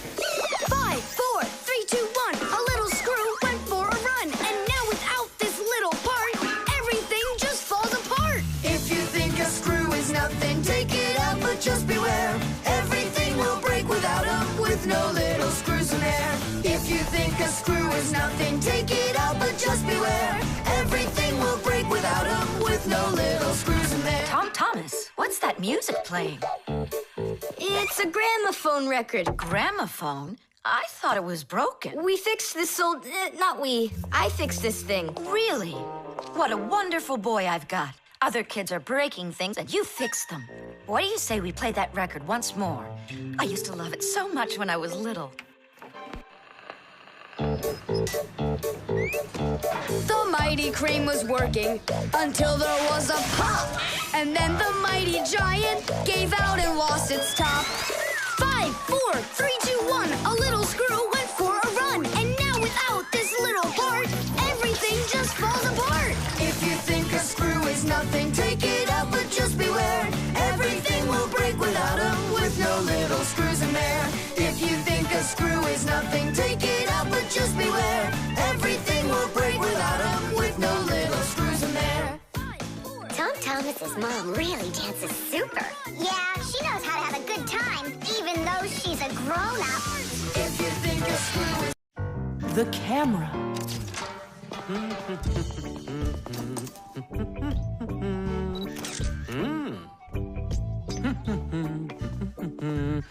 Stop right there and let me see how pretty you look today. Well, just don't tell that to the elevator. Bye-bye. Check it out, Nolik. Class, huh? You're not gonna get in trouble for doing that? No. My dad gave me permission to take a few pictures with his camera. No, I mean the picture. You're sure that your mom and dad will like that you took it without asking for permission? But look, what a good picture. You know what, Tom Thomas? You're like a regular paparazzi or something. Paparazzi? They're the ones that take one photo and get millions, aren't they? You're right. And don't care about anyone except their photo paparazzis. Did you ever wonder how a photo camera works? Let's say you want to take a picture of nature. The light that's outside goes into the camera's lens. That's the glass eye on the front of the camera. The lens takes the light from the scene outside the camera and turns it into a tiny picture that's inside the camera. Then the picture is recorded onto a special electronic sensor called a matrix that's sensitive to light. Click, and there's your photo. What a great idea. Now I know. I'm going to be a paparazzi. Hey, what about your promise? What promise? To never take a picture of us. We're a secret. Stop. Hey, relax. I'll delete them all later. Tom Thomas, I won't until I get a photo of you. Nolik, let's run! You can't run from me.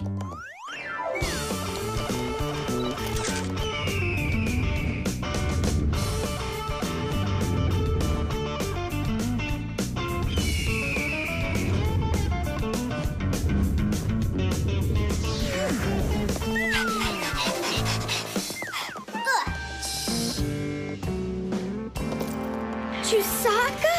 Aha! I've gotcha! The story of the century. The monster and its prey.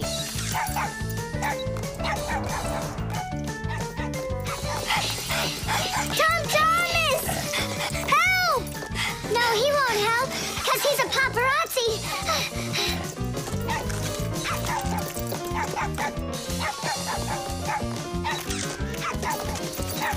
Yes! I got it! That's my best photo yet!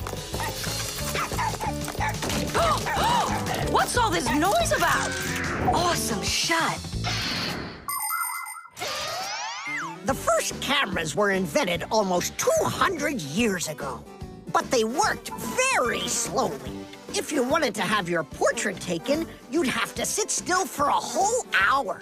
After film was invented, cameras got much faster, and it became possible to take about 10 pictures a minute. On a piece of film, everything appears to be backwards. Black parts of the picture are white, and the white is black.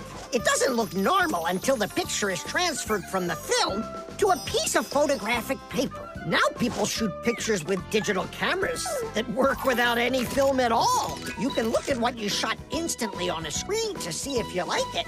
And if you don't like it, you can try shooting another one. And today, you don't even need a separate camera to take pictures. Almost every mobile phone has one.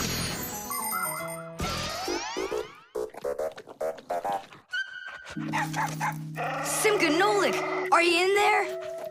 Hey, come out. I'll stop shooting photos of you.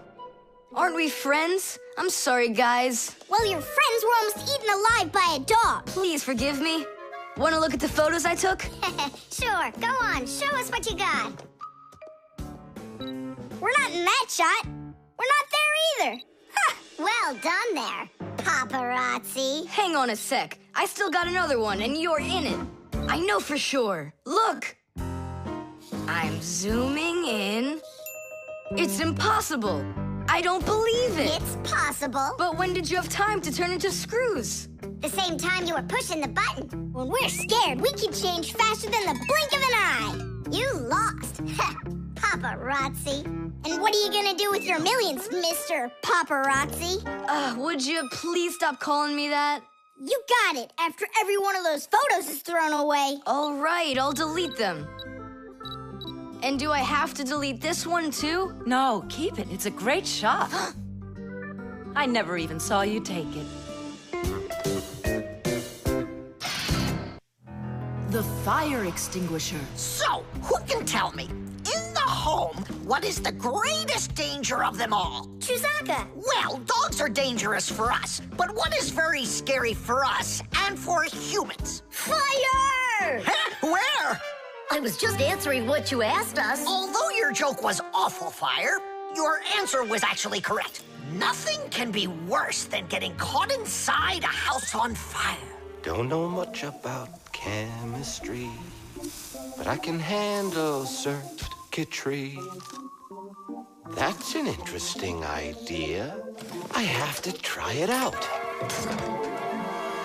And that's why every Pac-a-mat has a fire extinguisher inside of it. And how do you turn them on? Well, I'll show you at the end of the lesson. Nolik, listen, yell fire. How come? I just want to find out how the professor turns on a fire extinguisher. Forget it, Fire. I won't do it for you. Fire! You again. I was joking. It's a stupid kind of joke, and I want you to leave right now. Actually, I should call your parents to discuss this terrible behavior. Fire is no joke at all. Remember, never fool with fire. Of course, you should never play with matches or with lighters. Everybody knows that. But those aren't the only things that can cause a fire inside of a house. So can a stove or a fireplace. And don't forget electrical appliances, like electric burners, space heaters, and irons. If you act carelessly around any of these appliances, they can cause a fire. And we should never forget to take extra special care with sparklers, candles, and fireworks. Sparks can jump off of them and set fire to highly flammable things like paper, wood, or cloth. So, what do you do if a fire suddenly breaks out? That's right. You call the fire department by dialing the number for all emergencies, 911.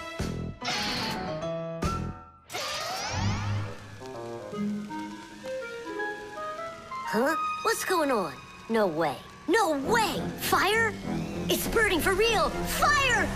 What do I do? Oh, yeah! I need a fire extinguisher!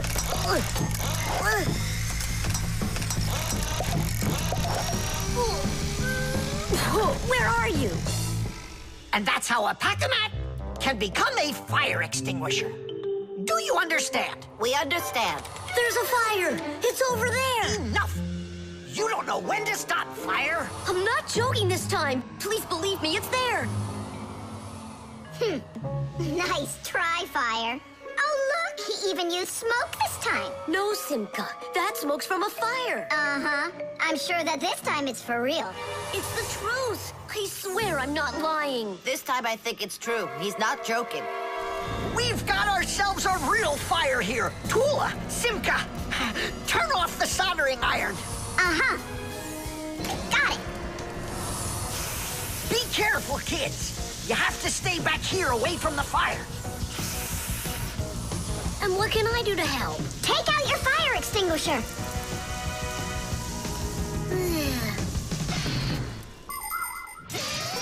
Long ago, people used to put out fires with just water or sand.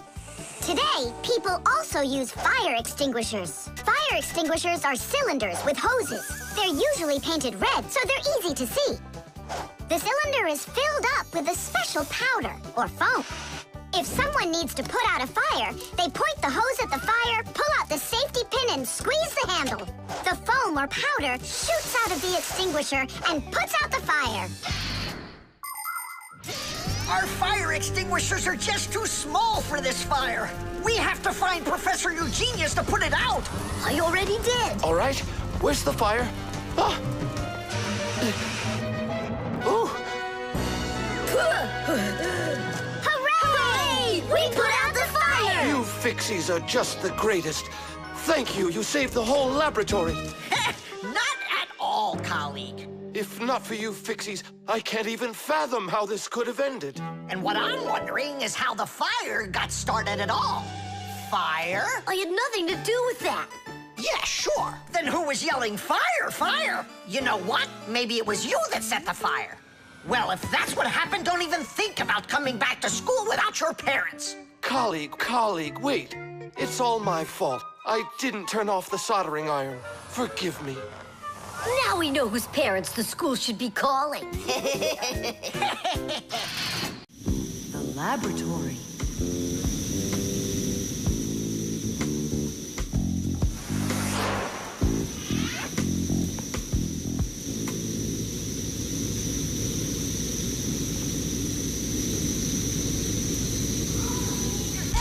You've got to get to the school right away. What did he say? That we've got to get to the school. How come? Did you hear why? I didn't, did you? I wonder if Simka didn't go to school today. Or if Nolik got into some kind of mischief. Oh, I'm worried this is something serious. La la la la la la. And that's 5, 6. I like this hairstyle. 7, 8. Hi there. Hello, Verda. Where's Grampus? I'm not positive. But go and look in the chemistry area over there. Over in chemistry? Tell us, was Nolik doing anything wrong today? Nolik? He's always fooling around. Right. So we're not here for anything Nolik did. Maybe something awful happened to him. Like what? Well, how about anything? This isn't just a school for Fixies. This is a laboratory. laboratory where Professor Eugenius works is always humming. In the mechanical zone, Professor Eugenius tests all sorts of different devices to see how well they are made. In the chemistry zone, he conducts experiments on the quality and safety of food. In the electrical zone, he repairs electrical devices and checks their safety. Unfortunately, the professor can be absent-minded, and that can cause things in his laboratory to bubble, spark, or even explode.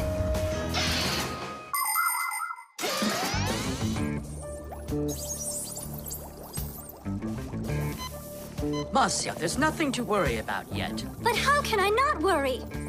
Digit, have you seen Nolik anywhere? Do you know if anything's happened to him? This is a laboratory here. Who knows what could happen to anyone? Like what? What are you saying? Like that. I told you, things happen here. And where? Let's go, quickly! Marcia, no need to panic. Tula, it's so good you're here. We really need your help. What is going on? There! We! Brampus! What? Where? In the mechanical zone, there! And Simka and Nolik, there! They're all there! Oh, my children! Don't lose your head. Oh! Oh! Marcia is my wife, and the mother of our children, Simka and Nolik. Marcia is a real beauty, a kind and gentle soul, and a wonderful homemaker. She is also a very responsible and extremely skilled fixie. She is our family's expert in kitchen appliances and gadgets. Marcia works from morning till night, fixing and cleaning anything that is in need of her expert care, because she just loves when everything is clean and tidy. But most important for Marcia are her children. She takes loving care of Simka and Nolik and tries to protect them from harm. Marcia worries about them so much that sometimes her imagination gets carried away with what might have happened to them. Although our little Nolik can get himself into situations that even Marcia could never have dreamed of.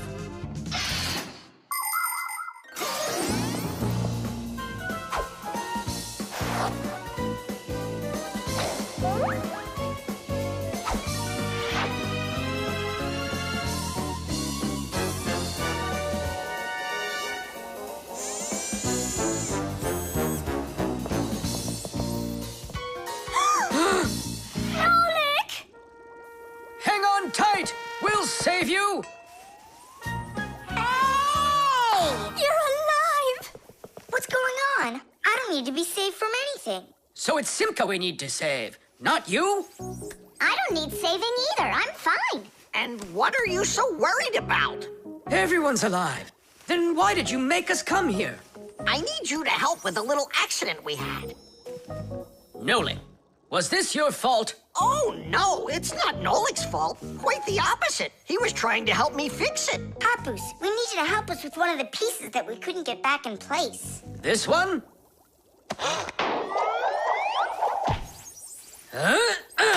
Tadish! Oh, a perfect repair. Huh, that was really the only reason we had to rush here? Why not?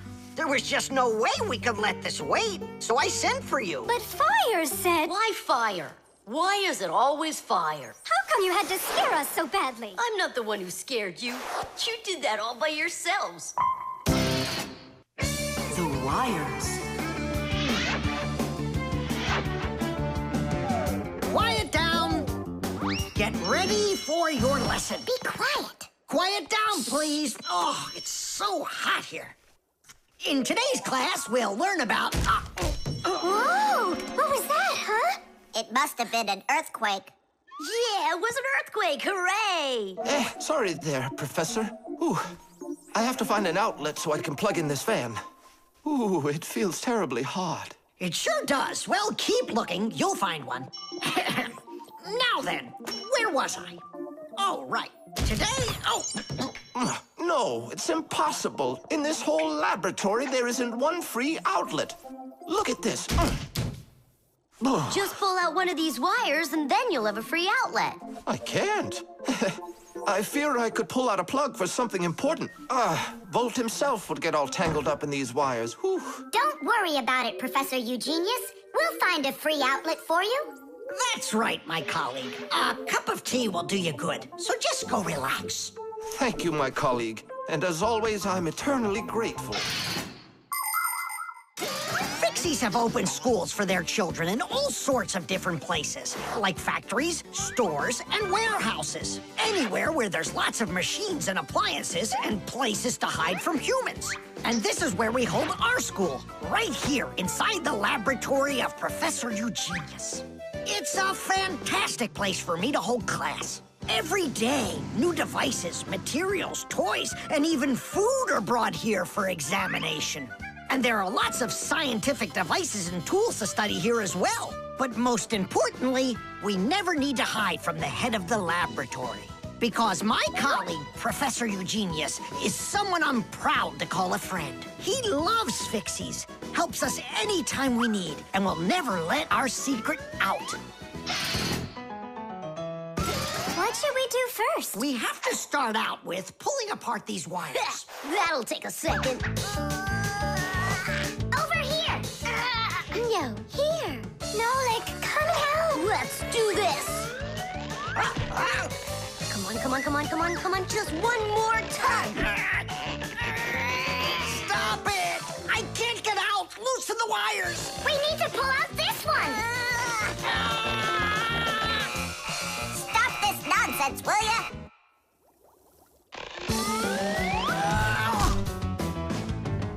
Thank you, Digit. Tiddish. Well, the way I see it, in order to get the knot out that's over here, we need to expand the loop that's over there. And then push that wire through it. And then do it again from the other end. That's it. Very good, girls. Hey! Now pull it hard. Perfect.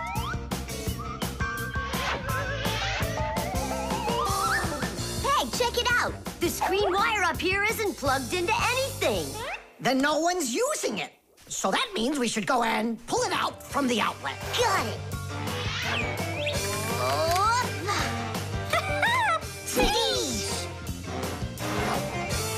Verda, here's another wire that isn't plugged in. I found another wire no one's using. Simka and I found it together.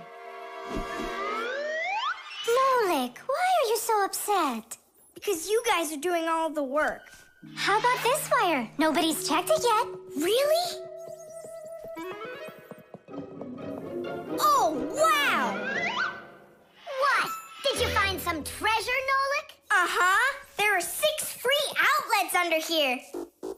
Great! Now Professor Eugenius can plug in his fan, and his kettle, and even his soldering iron. To get electricity to a device that doesn't use batteries, you need to plug a pair of wires into an outlet. But it's important not to let the wires touch one another, or the electricity can burn them out. That's why wires are covered in plastic or rubber, so the electricity won't pass from one wire to the other, or to us when we touch them. So always be very careful with wires. And never, ever touch a bare wire. You could get killed by the electric shock. Oh, what would I do without my wonderful friends? Thank you. Sorry. I wanted to... I should go. Go ahead. That's a great idea. And we'll start our class. What were we talking about? All about wires. Well, it looks like our class is over.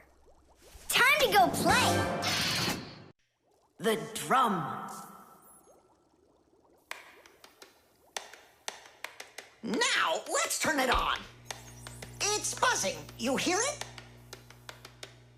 I would love to, but the only thing I can hear is Nolik's banging. Nolik, what are you doing? I'm rehearsing my solo. Nolik's the drummer in our rock band. Didn't you know that?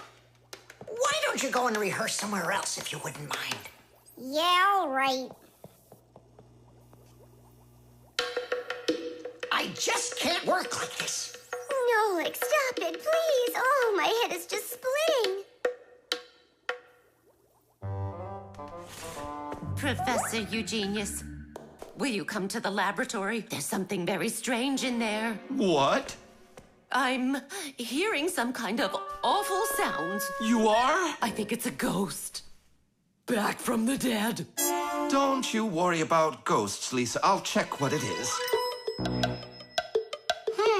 So it's you making the racket. What? I'm just rehearsing. Well, what is it? Don't worry, it's just a piece of equipment rattling. You know what you should do? You should go and practice back at home, my young friend. It's not very hard to make a drum. One way to make it is to take an empty barrel and replace its bottom with a skin made of leather or plastic. If the skin is stretched tightly, the sound can get very bright and loud. Really big drums are usually played with percussion mallets or beaters, while smaller drums can be played with sticks or with bare hands. Instruments that make sounds by being shaken, scraped, or beaten are all called percussion instruments. There are lots of different percussion instruments, like the small hand drums that are called bongos, big shakers with handles called maracas, cymbals made out of metal. Now those really make a lot of noise. And there's tambourines, ratchets, and even spoons. That's right! People can make music using spoons as a percussion instrument. Tom Thomas, do you think I could practice my drumming here? Yeah, go ahead. I've just got some homework to do. I can do that, and better than you can, too. And what if I play like this, huh? Then I'll go like that, or like that.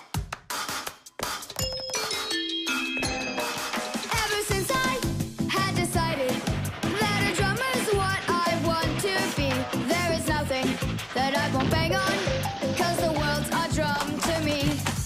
So I bang on radiators with a spoon, the pot goes boom, bam, bum. Maybe someone will take pity and they'll buy me my own drum. Bang it, bang it, bang it, boom, bang it, boom, bang it, boom, bang it, bang it, bang it, bam, bang it, bam, bang it, bam, bang it, bang it, bang it, bum, bang it, bum, bang it, bum, bang it, bum, bum. Bang the drum. Bang the drum. Both my father and my mother wish I play a violin instead. I don't want to. I'm a drummer, but I can drum that in their heads. So I bang on radiators with a spoon, the pot goes boom, bam, bum. Maybe someday they will get it and they'll buy me my own drum. Bang it, bang it, bang it, boom, bang it, boom, bang it, boom, bang it, bang it, bang it, bam, bang it, bam, bang it, bam, bang it, bang it, bang it, bum, bang it, bum, bang it, bum, bang it, bum, bum. Bang the drum, bang it, bang it, bang it, boom, bang it, boom, bang it, boom, bang it, bang it, bang it, bam, bang it, bam, bang it, bam, bang it, bang it, bang it, bum, bang it, bum, bang it, bum, bang it, bang it, bum, bum. Bang the drum. Tom Thomas, let's take a break. But I'm not done. Keep going, Nolik. This is fun. Maybe it's fun for you. Bang the drum. Stop, that's enough. Bang the drum. And now, let's turn it off. Can you hear that? It stopped buzzing. It did. Hey, everybody, it's Nolik. Yo, what's up? So, our noisy ghost is back. I thought you were practicing at home now. Tom Thomas is drumming there. I had to run away. Well, our excursion is over. And now I would just be so happy to listen to your rock group. Hooray! Bang the drum! Bang the drum! Come on, not so loud! Bang the drum! Did you say something? Bang the drum! I beg you, not that loud, please! Chess. How about that? Then I'll play my pawn. And I'll play my pawn. Grandpa's, we need our spool, and it's missing. Oh, congratulations. Professor, have you seen it anywhere? The spool? I haven't seen it. We're playing chess, can't you see? Do you like board games? Like dominoes, for instance. Just about everybody has played it. But do you know where it came from? Dominoes was invented by the ancient Chinese. They made tiles and decorated them with dots like on a pair of dice. And this is a game that looks a lot like checkers, but it's a lot more challenging. It's called backgammon. Backgammon originated in Persia, and from there it spread all over the world. But the most challenging game of them all is the game of chess. Chess was invented in India, and today the game of chess is loved in every country. It's played by adults, by children, and even by computers. Chess is a real sport. But the most important thing for playing chess is not the power in your arms, but the power in your brain. Hey, look, I found it. Yeah. Hey, what's going on? That's our spool. Please let us take it back. There's something we have to do with it. But we're using it. Can't you wait? It's a replacement for the missing pawn. Oh, Nola can work for a while as the pawn's replacement. Yeah. I can do it. All right, you can take it. And you stand right over here. 1, 2, 3, up we go! Class. So how do we play? You're going to play for the whites. And now I'm going to capture your knight. And we're gonna knock over yours. Take that. Whoa, whoa, whoa, young man. Slow down. It goes back here.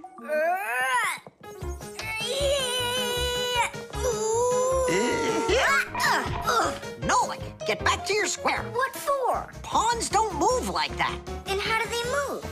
Only one square per move and only forward.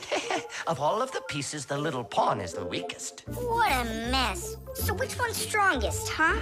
It's the queen. She's the most dangerous threat to the other king. Aw, how come I couldn't be queen? Then that black king would have to deal with me. Oh, yes. In chess, each player has a black or white army with 8 pawns, 2 knights, 2 bishops, 2 castles, and a queen. All of them work together for their king, trying to protect him while attacking the enemy's king. If the king finds himself in a position where he can be captured, the attacking player says check. And if the king finds himself with nowhere to run from the attack, it's called checkmate. Whoever checkmates the other player's king first is the winner. I'll move my queen. Yeah. And me, my queen. Then I'll just capture your queen. Aha! Really? Then I'll just capture yours. Grandpoos, should I go now? Not yet. So, do you feel like surrendering? Ha! You're kidding. Do you? Nolik, forward. Hooray! We'll step aside.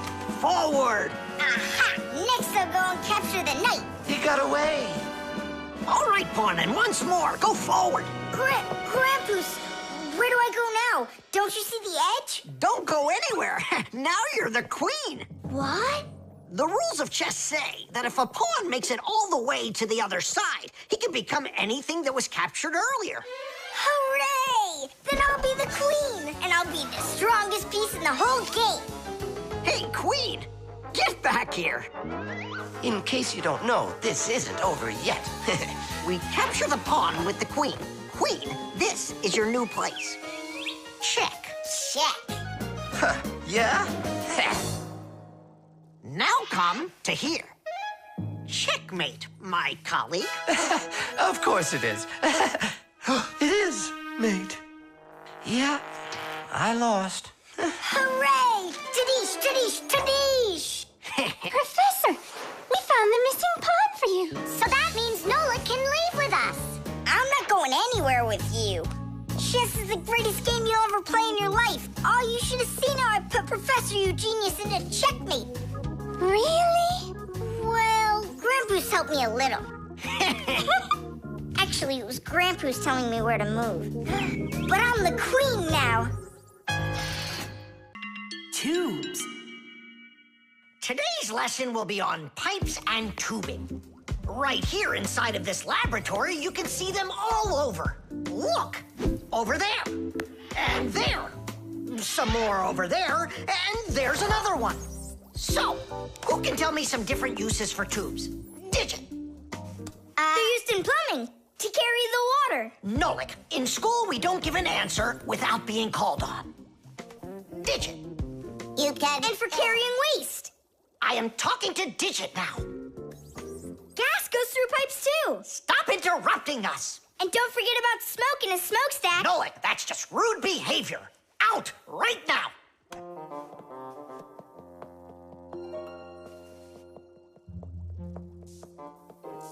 All right. And a shower hose. That's also a tube, right? I told you to get out. Yikes! And a vacuum cleaner's got one, too. And those spyglasses that pirates use when they're sailing. Hey, what do you say we all go and sneak out of here? Great idea. Let him call out to himself. Shh. And a trumpet's a tube that you blow through.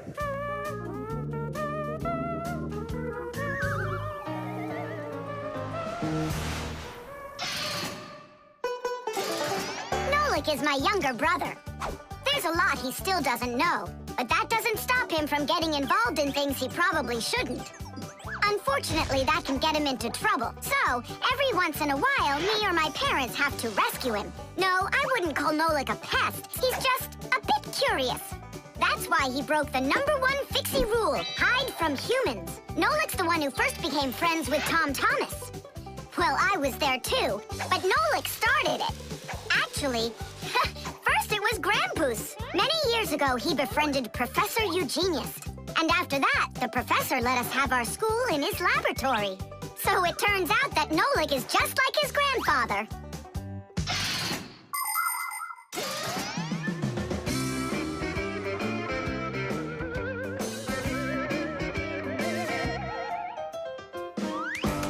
Digit, go on then. Tubes are, Wow! Just look at all the tubes in here. There's rubber ones and glass ones that are curvy.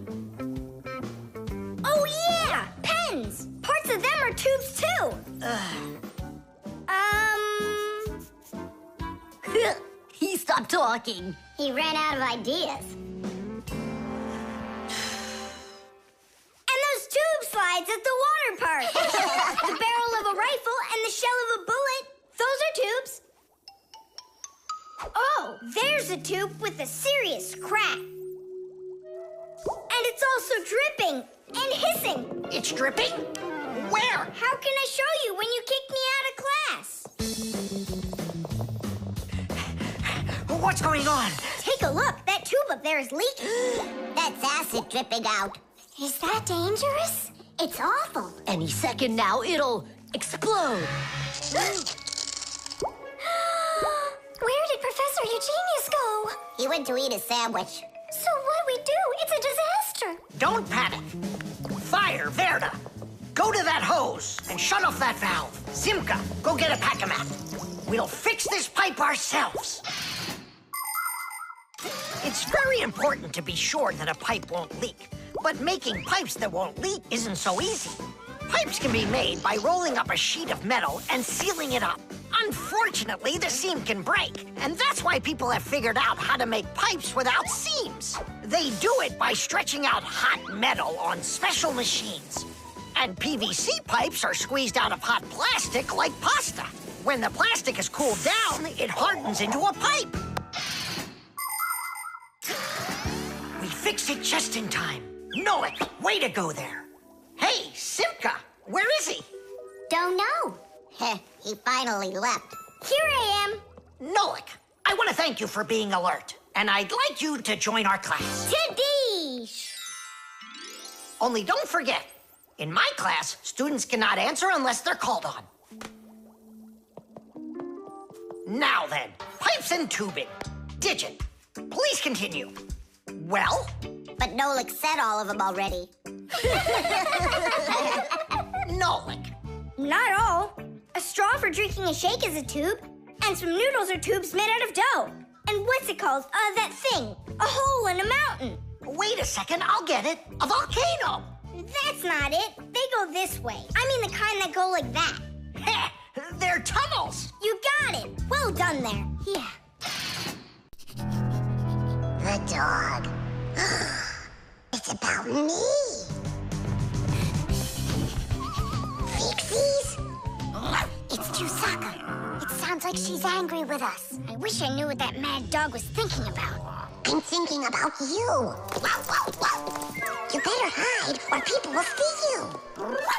I'm leaving. See you later. to rain. Chusaka, I have no time to play right now. I'm not playing. His feet are gonna get soaked. Tom Thomas, I'm off. Don't be late. Chusaka, that's enough. No, I need to go to school. He's got his math class today and he's leaving his math book. I'm trying to serve like a good dog, but no one understands me.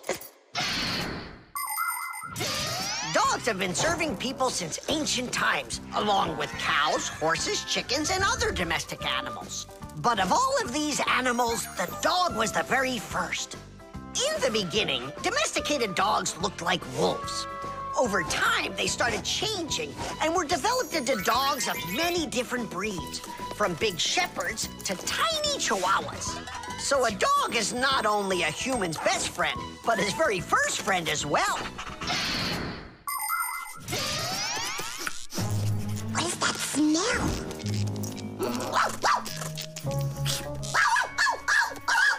Simka, come on out. I see you.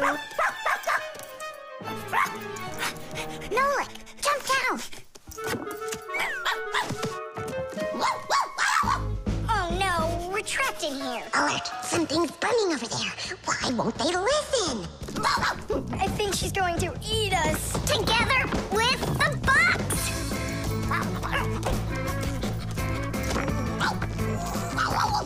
We're done for. Oh. Come on, look. The outlet is sparking. Oh no. Something must have broken in there. Are we going to fix it? Kids should never touch outlets, and you know it too. It's forbidden.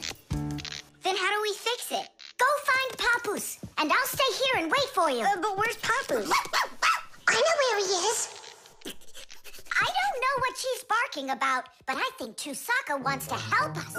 Then come on, Chusaka, help us. Woo!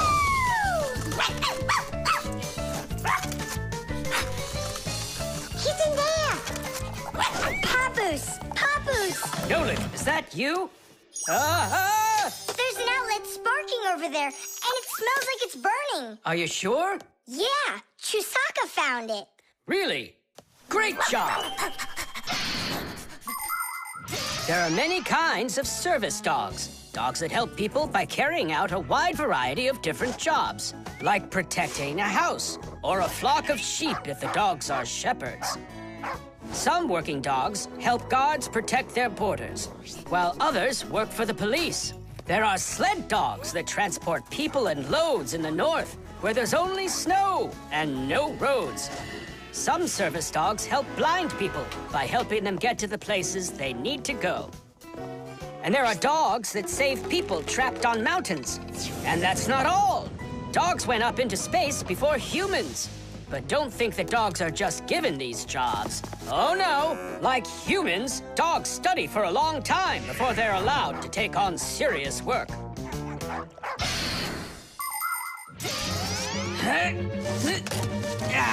That's all.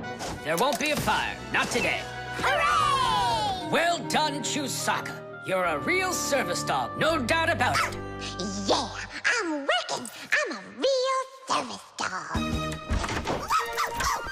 Chusaka, go away. I've had enough of you already today. Don't say that, because this working dog just saved your house from burning down.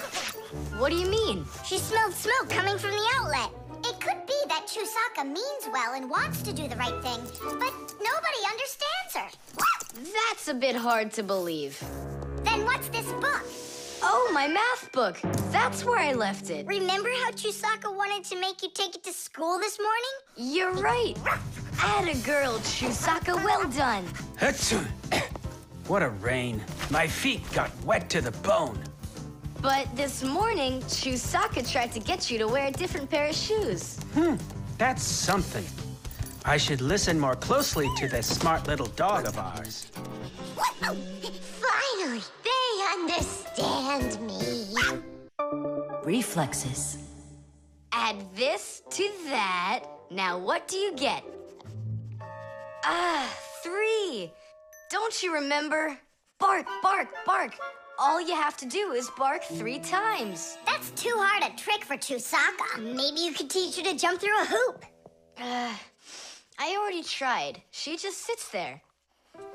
Come on, Chusaka, give it a try. Try showing her this sugar. Chusaka. Alley-oop. Come on, jump. See you, Tom Thomas. It's time for us to go to school. See you later, animal tamer. Great job, Chusaka. Our lesson for today is on the subject of reflexes. I'll write it here for you. What's the lesson? Someone's late again. Ah, colleague, my glasses are gone. Are they here? They're right there on your forehead. Ooh, how about that? Forgive me for interrupting. Let's continue our class. And so... Thanks so much. So you turned into screws again. Does anyone know why that is? Because we have to hide ourselves from humans. But you don't have to hide yourself from Professor Eugenius. But we didn't know it was him at the door. Right you are. You had already transformed before you had time to think. And that's what we call a reflex. To explain it in simple words, a reflex is when our body reacts to something automatically without needing any time at all to think about it. When we touch something very hot, we instantly jerk our hand back. When we're about to fall, we swing our arms and legs to try to keep our balance. Just imagine what would happen if we started thinking how and in which direction to move them. So it's fair to say that our reflexes help to protect us.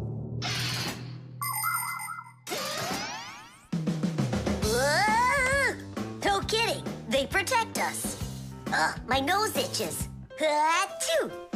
Excuse me, I didn't mean it.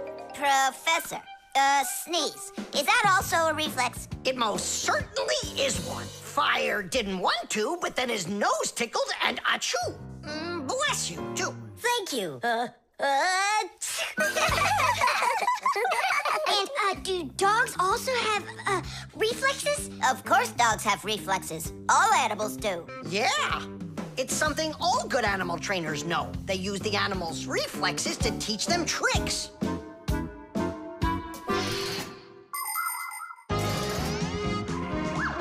Many humans teach their pets lots of commands, like to bring a ball, to count, or even to dance. But to train a pet, you gotta know what to do. A good animal trainer always has plenty of treats handy. As soon as an animal follows a command correctly, like standing on its hind legs or jumping over a hurdle, the animal gets a treat. And then the trainer makes a unique signal right away, like clicking his fingers or blowing a whistle. After repeating this training over and over, the animal develops a reflex. Once it gets the signal, it carries out the command and then gets a treat. But the most important thing about animal training is to love your trainee and never hurt it. Otherwise, no treat will work. Tom Thomas, we just learned in Fixie School how you can train Chusaka. Yeah? With the help of reflexes. With what? Where's Chusaka? Call her. Chusaka, come here. Give her a math problem. A nice simple one. Add this to that. Now what do you get?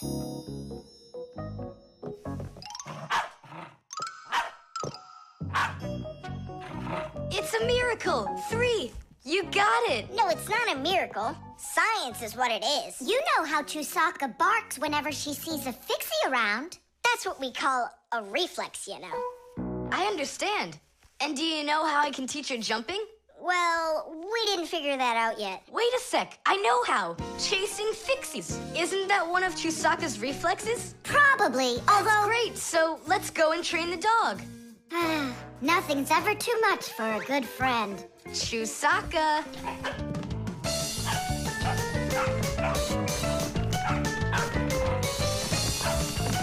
It's pretty tough work being a dog trainer.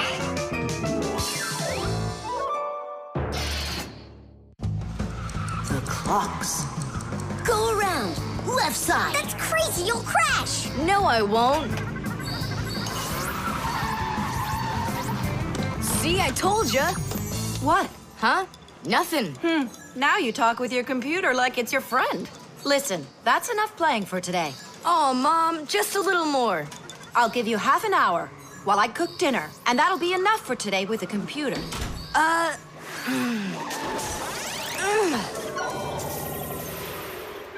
This stinks. I'll never get through all of these levels in half an hour. No way. Hey, but what if we could stretch out the half hour? How? We could take the hands on the clock and move them back a little. Mom will catch us. Fine, then let's slow down the speed of the clocks. Yeah, But how? You gotta know things like that. Since olden times, many clocks run with the help of a pendulum. The pendulum controls how fast the hands of the clock turn. If you make it longer, the pendulum will start to swing slower, and the clock's hands will slow down. If you make the pendulum shorter, the clock will tick faster. Most clocks that are made today don't use pendulums. They run with the help of springs or with an electronic chip instead. But even so, there are ways to change the speed of these clocks, too.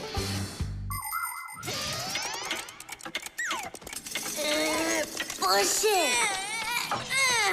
Wow, you did it! It's amazing how much slower it is. That'll give you lots of time to play. But now you gotta slow down the clocks in the kitchen. Yeah, and every other clock you got.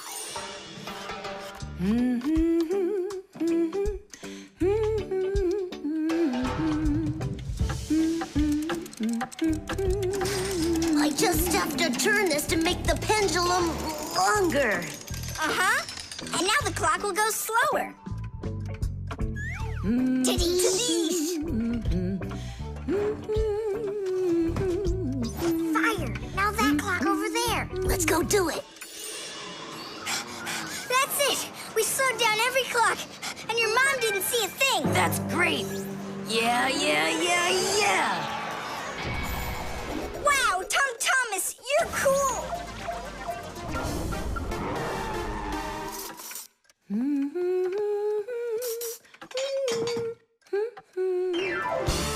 Amazing! He got another one! Awesome! You're unbelievable! Way to go! Huh. That's strange. Hooray! Incredible! Yay, I did every level. Oh, thanks. You're both just... The time masters of the universe! Yeah, but I'm getting really hungry, and Mom hasn't called me for dinner. Because a half hour hasn't passed on the clock. Hey, do you smell that? Something is burning. What happened? A fire? I don't get it. I was just waiting for 30 minutes like I always do, but everything burned this time. Maybe the clock stopped? No, take a look. They're working. I'll make you some oatmeal. Oatmeal for dinner? Mom, I need to, I'll be right back. You see what you've done? Time masters of the universe? You gotta go speed those clocks back up. Okay. We'll speed them up. They'll be caught up in no time. Humans have come up with lots of different ways to measure time. For example, if you stand a stick in the ground, you can measure the time of day by watching where its shadow falls. That's a very simple clock called a sundial. Another simple and ancient clock is a water clock. It keeps track of time by measuring how much water has poured out of it. And if the clock uses sand instead of water, it's called an hourglass. But humans weren't able to accurately keep track of the time until they invented mechanical clocks. They come in all sorts of sizes, from grandfather clocks to watches worn around the wrist. Today, we also have easy-to-read and accurate electronic watches and clocks. But the most accurate clock of them all is the atomic clock. It tells the entire world the exact time.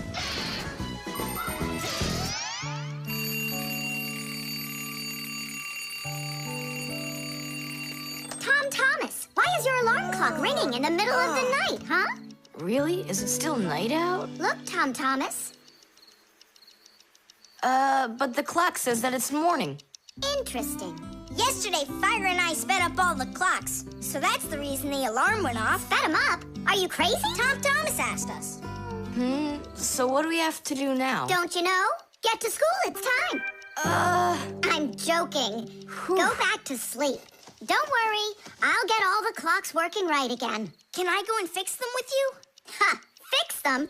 You boys are the ones that always make the problems.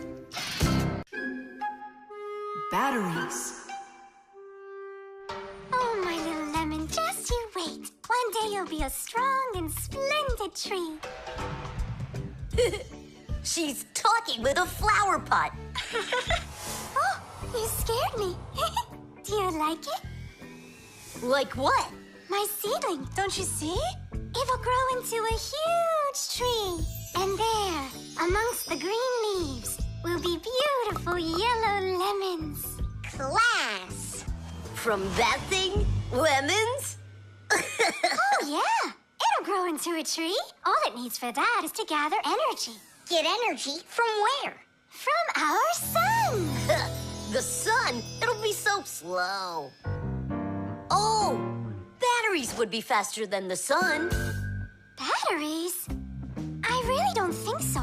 Tula, do you know how much energy they have?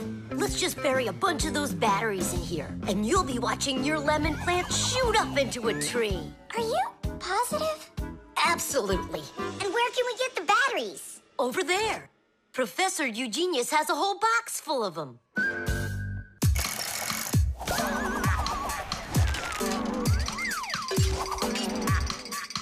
Batteries, batteries. We use them every day and need them by the ton. Batteries, batteries. They give power to appliances so they can run.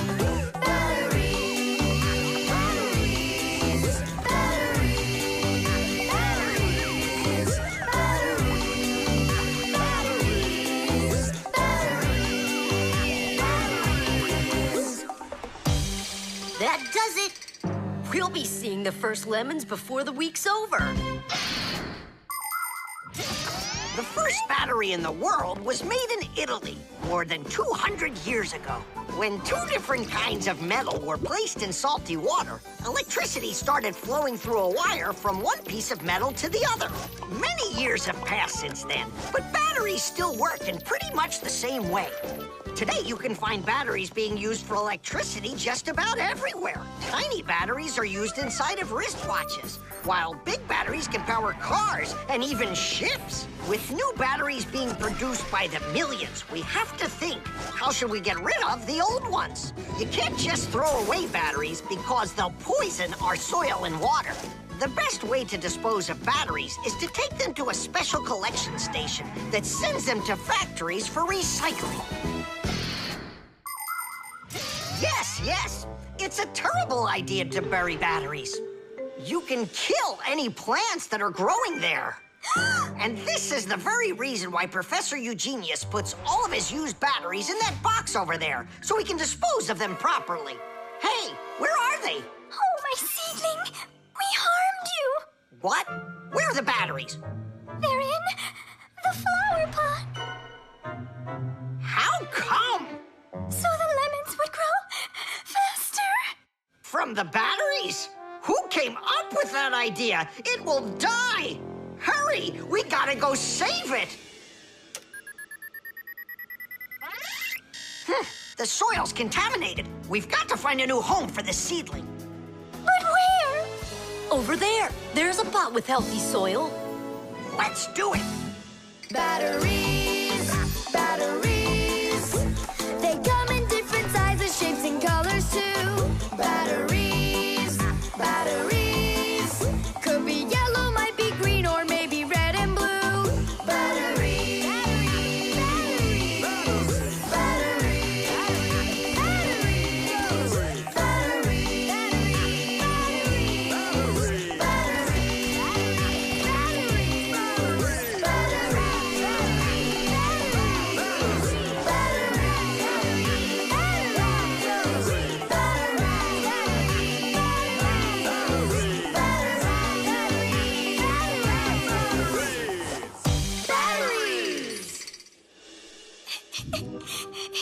Don't cry, Tula.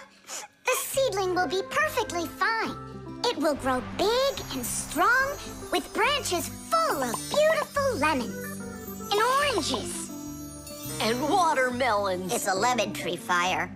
Will you ever stop going too far, like with the batteries? Well, anyhow, batteries are cool, right? Look how many appliances can't work without them. You're right. Appliances can't work. Look, the seedling's coming back to life. It really is. Tula, tell us, isn't it splendid? Splendid. The eco-tester. Are you ready to see my new invention? I just can't wait to show you what it does. Whoa, what is it? An eco-tester. And what is it for? This device lets you check vegetables or fruit, so you'll know if they're safe to eat. To grow apples, tomatoes, or melons faster and bigger, people add chemical fertilizers to the soil. But there's a problem if too much of these chemical fertilizers is used. When there's too much of them, the harmful chemicals get inside the fruits and vegetables, and that makes them very dangerous to eat. An eco-tester is a special device that quickly shows how much of these harmful chemicals have gotten inside of the food. And if the reading is too high, that means you shouldn't eat it. As you can see, the eco-tester shows that this apple is good. Well, let's see. Look, this one is safe too. Ugh, it's not interesting this way.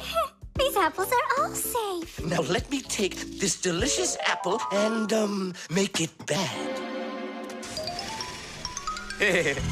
We will inject this apple with a harmful amount of nitrates. How come? What do you mean, how come? So we can see how the eco-tester works.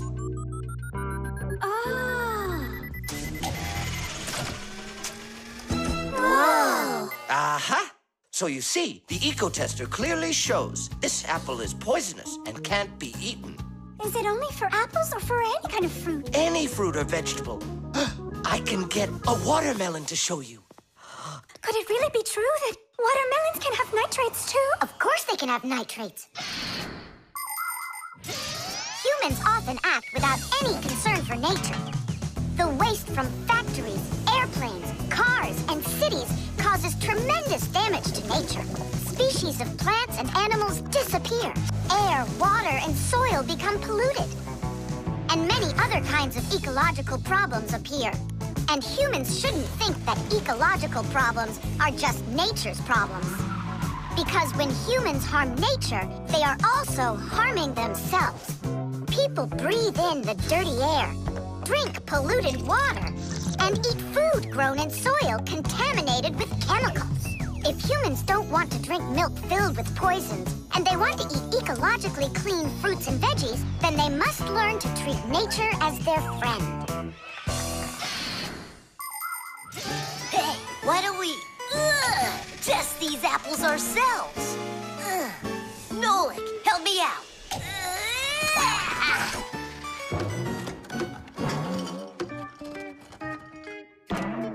Oh, it rolled away. I don't care. That apple's poisoned with nitrates. Oh, apples.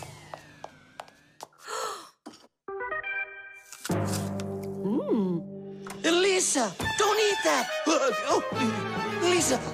Lisa, stop! Please sit down. What? You bit into it? Yes, and what? Oh no, it's poisoned! What? Do you have trouble talking? Oh, yeah. You feel faint? Oh, I'm fainting. Elisa, hang in there. What? There's no poison in that apple she ate. Oh, my assistant. Oh no, I've poisoned her. Oh, Lisa, please. There was no poison in that apple. Oh no, he didn't hear us. What should I do? I know how to make him hear. Hello? It's an emergency. It's a case of poisoning. Not me. I poisoned someone. Yes, with an apple. Fire. Poison. Oh. Professor, this apple has no poison in it. The bad one rolled away onto the floor. Did it really? This is just fantastic news. Can you see me, Elisa? I can't see anything. How's that? I see you. I can see you. I can see again. I have great news. There's no poison at all in this apple. Are you sure? It's perfectly fine. Here, take a look. The eco-tester shows that there are no harmful chemicals inside. It's wonderful news. This is one excellent apple. And nutritious. This appliance of yours is simply wonderful. Now she'll say he's a genius. Professor, you are a genius. Thank you for saving my life. Oh, it was nothing. Actually, it was Nolik. He saved her life. I did? Dropping the watermelon was your idea, wasn't it? Ah, you're right. I saved her life. The antenna. Wow, is this cool or what? Ah, hello there, little Fixies. Did you come to see what I'm working on?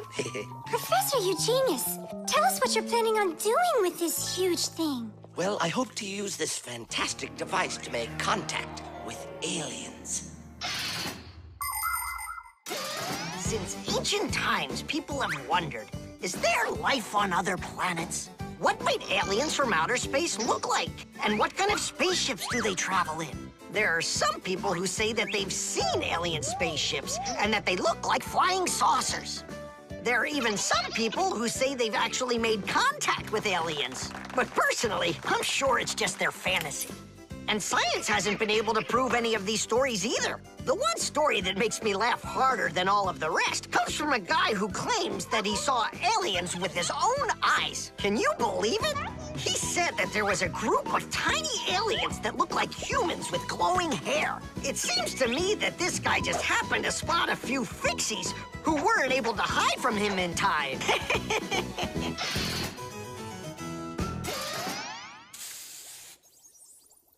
It's ready.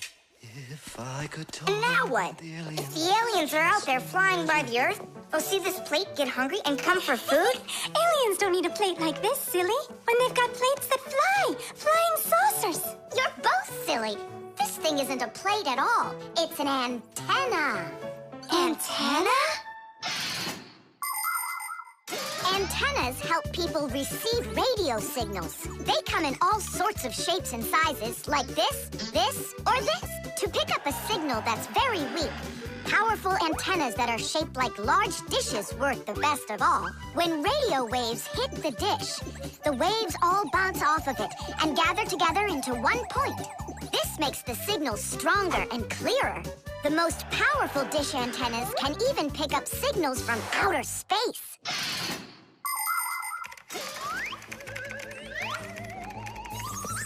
Nolik, stop! You'll burn yourself.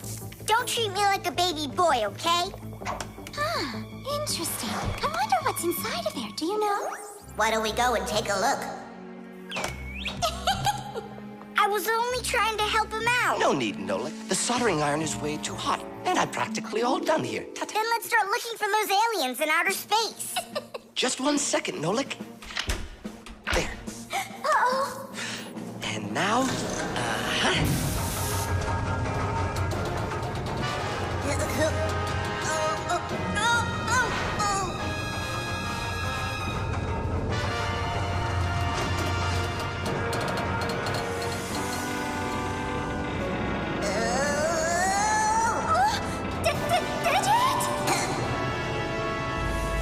Here we go. Nolik, Simka, let's see if we can pick up signals from outer space. What do you think? Is it night right now, where the aliens live? What if they're sleeping? Quit bothering the professor with your nonsense. Let us out right now. Can't you hear us? Please let us out! I'm afraid there's no way they can hear us from this far away. I can't hear any signals. It just sounds like static. Be patient, you guys, and keep listening. Digit, we all know how clever you are. Can't you think of a way out of here? I think I got it, Tula. You stay there. I'll use a special code I know to send a signal that we're in trouble. Wait a second. Do you hear that? Could it be a signal from the aliens? Hooray! This is sensational. It means that somewhere in the cosmos are intelligent forms of life. 3 dots, 3 dashes, 3 dots. Ooh, It's Morse code. It's a signal for help that they're sending. You don't think the aliens are in trouble, do you? Yeah, I think so. And who do you think they learned Morse code from out there? Yeah, that's strange. There are hardly any Fixies that know that code. Digit does. Ah, and where is he, you know? And where's Tula? Well, I think I know exactly with which aliens we made contact. I think I know it too, Professor. Lower the antenna.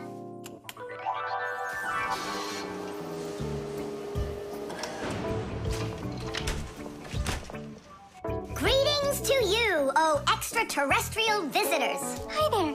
It's good to be back. What a shame. I was really hoping that we'd find intelligent life forms out there. It's all right. At least we found two unintelligent ones. The Fixie phone. Tom Thomas. Huh? Try to guess what we have with us. You guess what I have. A banana. A race car. No, not that. Chocolate. A pair of socks. Ha! Do you give up? My dad bought a new phone for himself and gave me his old one. He said I can keep it. Oh, wow! And what have you got? Look! Ah, you got a telephone too. It's better than that. This is a Fixie phone. Papu's got himself a new Fixie phone. And he gave this old one to Simka. And can you make calls on it? Take a guess. Come on, let me show him.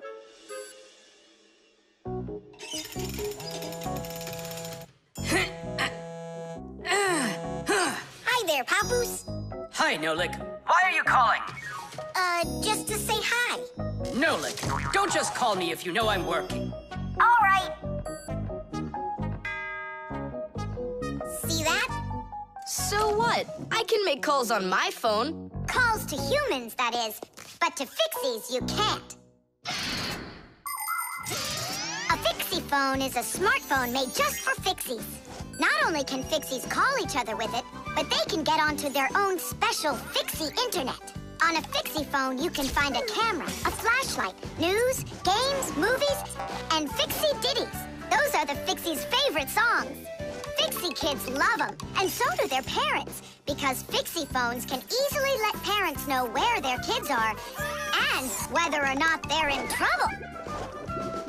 Over the years, humans have learned how to turn telephones into mobile phones and mobile phones into smartphones.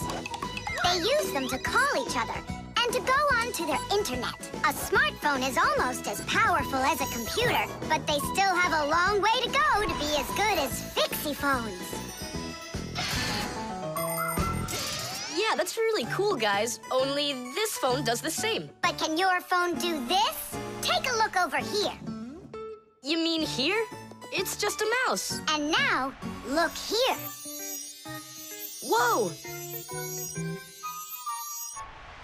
But he's not on there. But look, he's here. And that's not all. Watch.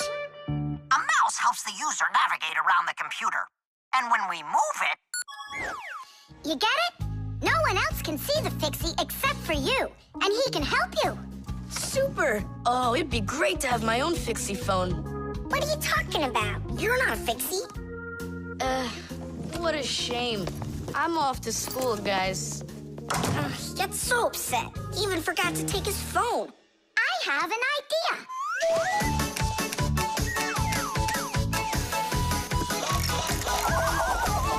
My smartphone's my best friend. I love to hear it beeping, so I keep it by my side even when I'm sleeping. Bing bong all day long, bing bong all day long, bing bong all day long, even when I'm sleeping. With my phone I play alone. I don't need my brother. Soon they'll make a brand new app to replace my mother. Bing bong all day long, bing bong all day long, bing bong all day long, to replace my mother. Check my mail, send a text 1,000,000 times an hour. I forgot to plug it in. Now I'm out of power. Bing bong all day long, bing bong all day long, bing bong all day long. Now I'm out of power. Bing bong all day long, bing bong all day long, bing bong all day long. Now I'm out of power. We finished. Tadoosh! Look, it's a... Surprise! Wow, this is great! Now I've got my own Fixie phone. It's just like you've got. Well, pretty close. Tom Thomas! Tom Thomas, let me use your phone to call myself. I need to find my phone. Oh, wow. You've changed everything in here. Where am I? I guess I'm Papoose. What a funny name you came up with for me.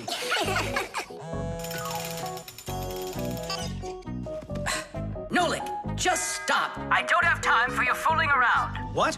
Who is that? That's, not Nolik. Who is this? Do you know who I just called? Does anyone know who this phone belongs to out here? Oh, your mother found it. I'm coming. We'll fix those numbers later. Ugh, Papoose is gonna really give it to us. Give me your phone, Tom Thomas, and I'll delete all the Fixies numbers from it. But how can I call you up then? Why would you have to call us? We're always close by. The prosthesis. Simka, over here. Take a look at what I found. It's a bear. Ooh. What bear did you find, Nolik? You know, it's the one Tom Thomas told us about. He was his best friend in the whole wide world. Until he became friends with you and me. What? Uh-huh. Let's try to wind him up.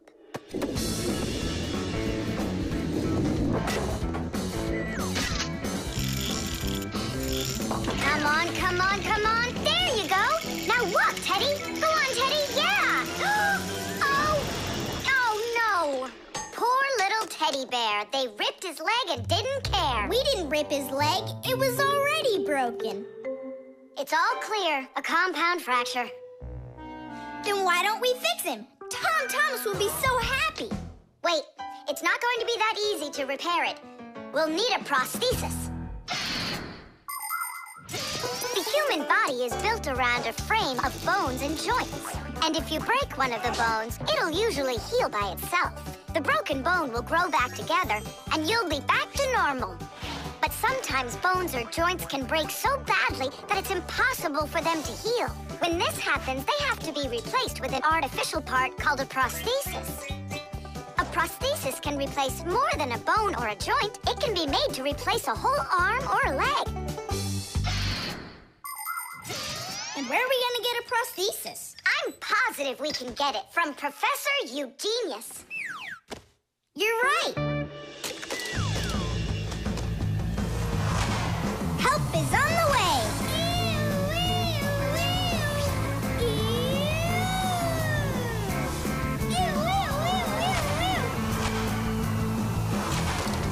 Hello, Professor Eugenius. Ah, I'm pleased to see you, dear children. How do you do? Hi there. Professor Eugenius, can you make a prosthesis? What, have you broken something? No, not us. It was the bear. He broke his leg. What bear? The teddy bear that used to be Tom Thomas's friend. Ah, now I see.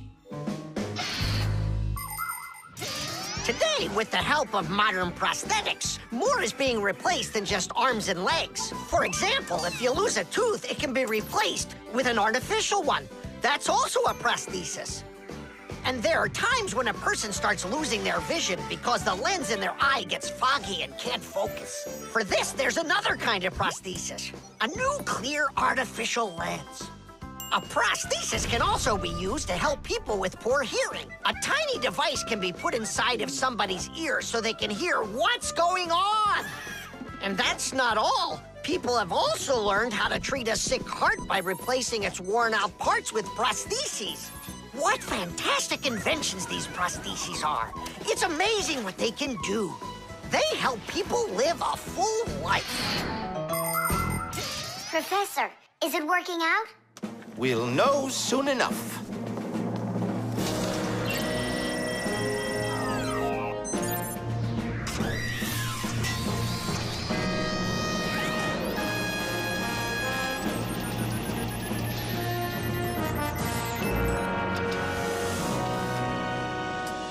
Done. Here you go. Thanks so much for your help, Professor Eugenius. Not at all. Take care, kids. In gadgets and devices, our work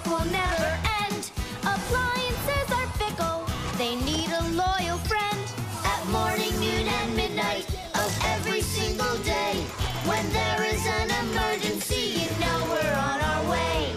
1, 2, 3. Inside we'll be all day and night. We fix things right.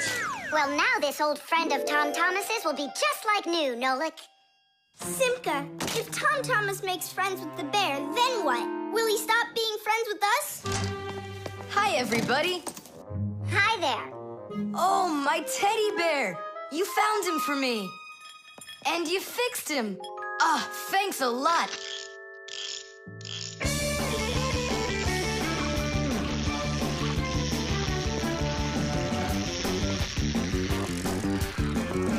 Yeah, it's just like Grandpoo said.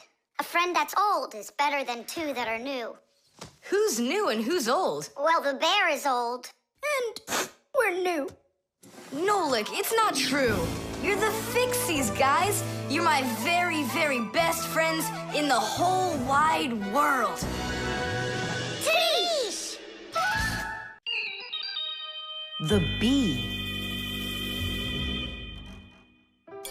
Tom Thomas!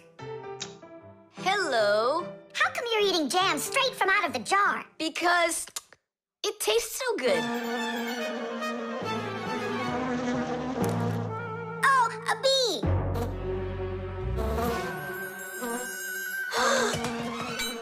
Shoo, get out of here. Leave it alone. It's just a plain old bee. Well, I was bitten by one of those plain old bees once. Tom Thomas, don't do it! Go away, you pest! Flies are pests. Bees are very helpful and useful. How can a bee ever help us out? Bees are hard workers. They are constantly collecting nectar from flowers. Flying from flower to flower, bees transport pollen on their bellies. Thanks to this process of pollination, flowers produce fruit and seeds. In other words, bees help plants reproduce. The bees use the nectar they collect to make that delicious sweet honey loved by kids of all ages. And bee honey is not only delicious, it's also nutritious.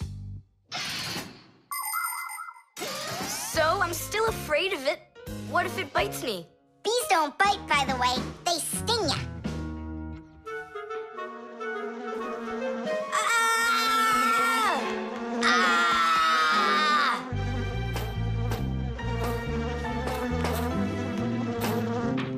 Well, now I'm gonna show ya. Don't! The bee's the one who should be afraid, you tyrant. Yeah, you let it go, tyrant. Why are you calling me names? Who's stopping her? She can fly away if she wants. We need to show her the way out. Well, how? Here, little bee. Fly this way. Why don't you try going? Then what can I say?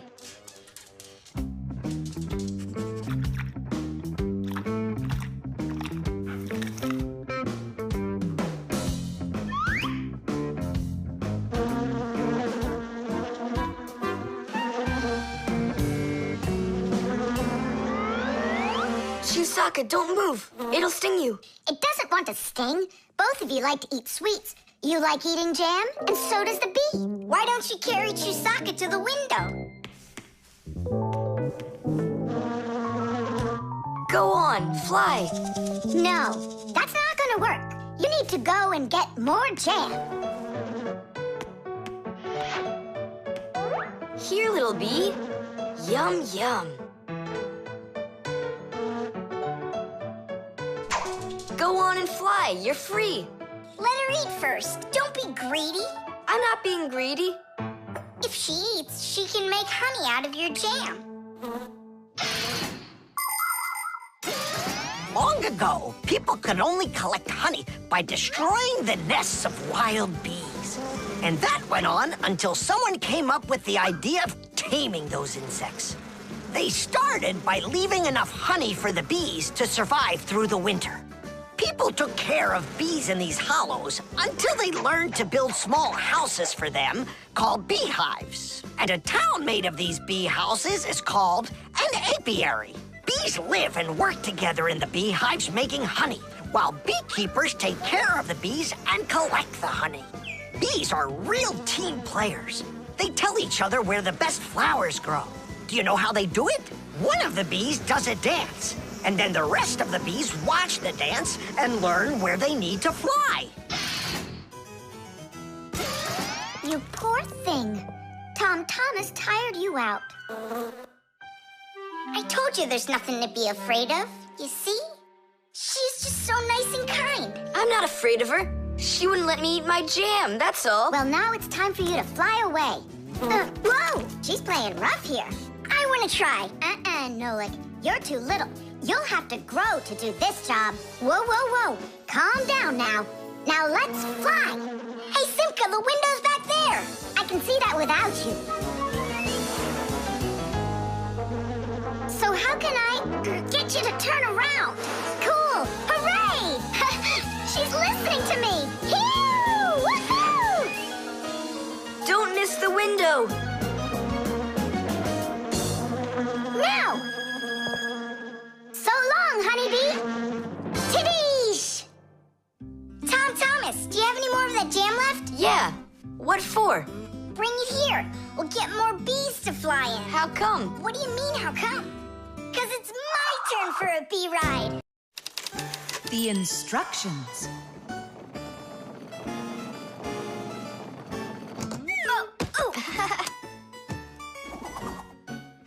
It doesn't work. Try putting it in the other way. Did you read the instructions? Why would I? Instructions are for dummies. Yeah, instructions are for dummies. All right. Oh, what's going on? Whoa! My battery! Instructions teach us how to do things right. Instructions for a piece of furniture explain how to put it together. With the instructions for a television, we can adjust the picture and sound the way we like them. Printed on a box of oatmeal are the instructions for how to cook it. The instructions for medicines tell us what the medicine is for and how to safely use it. So always read the instructions if you want to do things right and avoid a lot of problems. I found it. Here it is. Here you go, Tom Thomas. Whoa. We got you a new chair, but it has to be assembled, and I'm afraid it'll be a little bit difficult for you. No, it won't. Don't worry, Dad. I'll do it. Finish before dinner, and we'll get ice cream tonight. A creamsicle. 2, okay? First, assemble the chair. Tom Thomas, can I help you put the chair together? Come on. Hey, first you two need to read the instructions. Simka, stop being such a bore. What, like I haven't seen a chair? Or like I haven't seen a chair?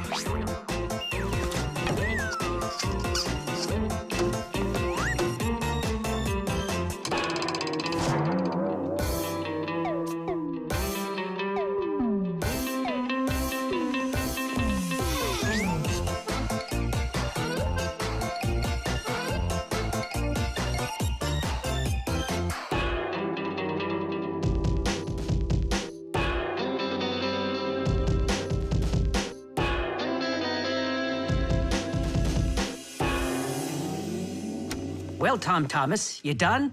Dinner's ready. Let's go. Oh, Dad, no. I need another 2 minutes. Simka, help me. How? What does it say I have to do in the instructions? Ah, I thought you could do it without them. All right, I'll help you. Let's see. Take this part over here and that one over there. Nola, get a screw. No, the longer one. It's over there.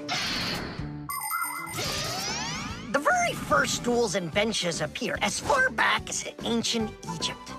The pharaoh's stool was special because it had a back. It is thought that the pharaoh's stool was actually the first chair. For a long time, a chair was considered a luxury. Rich noblemen would bring their own chairs to parties. And the more important the man, the higher the back of his chair. It wasn't until the 19th century that chairs became part of every house. Today, there are just so many different kinds of chairs. There are wooden chairs, plastic chairs, metal chairs, chairs with legs, chairs with wheels, folding chairs, baby chairs, just all sorts of chairs. Well, how could people sit down at the table with no chairs? Ooh, I think we'll make it. Screw it in, quickly.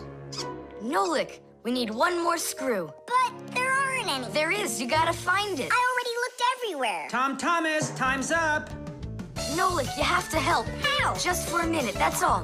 Turn into a screw. If it's only a minute, I'll do it for you.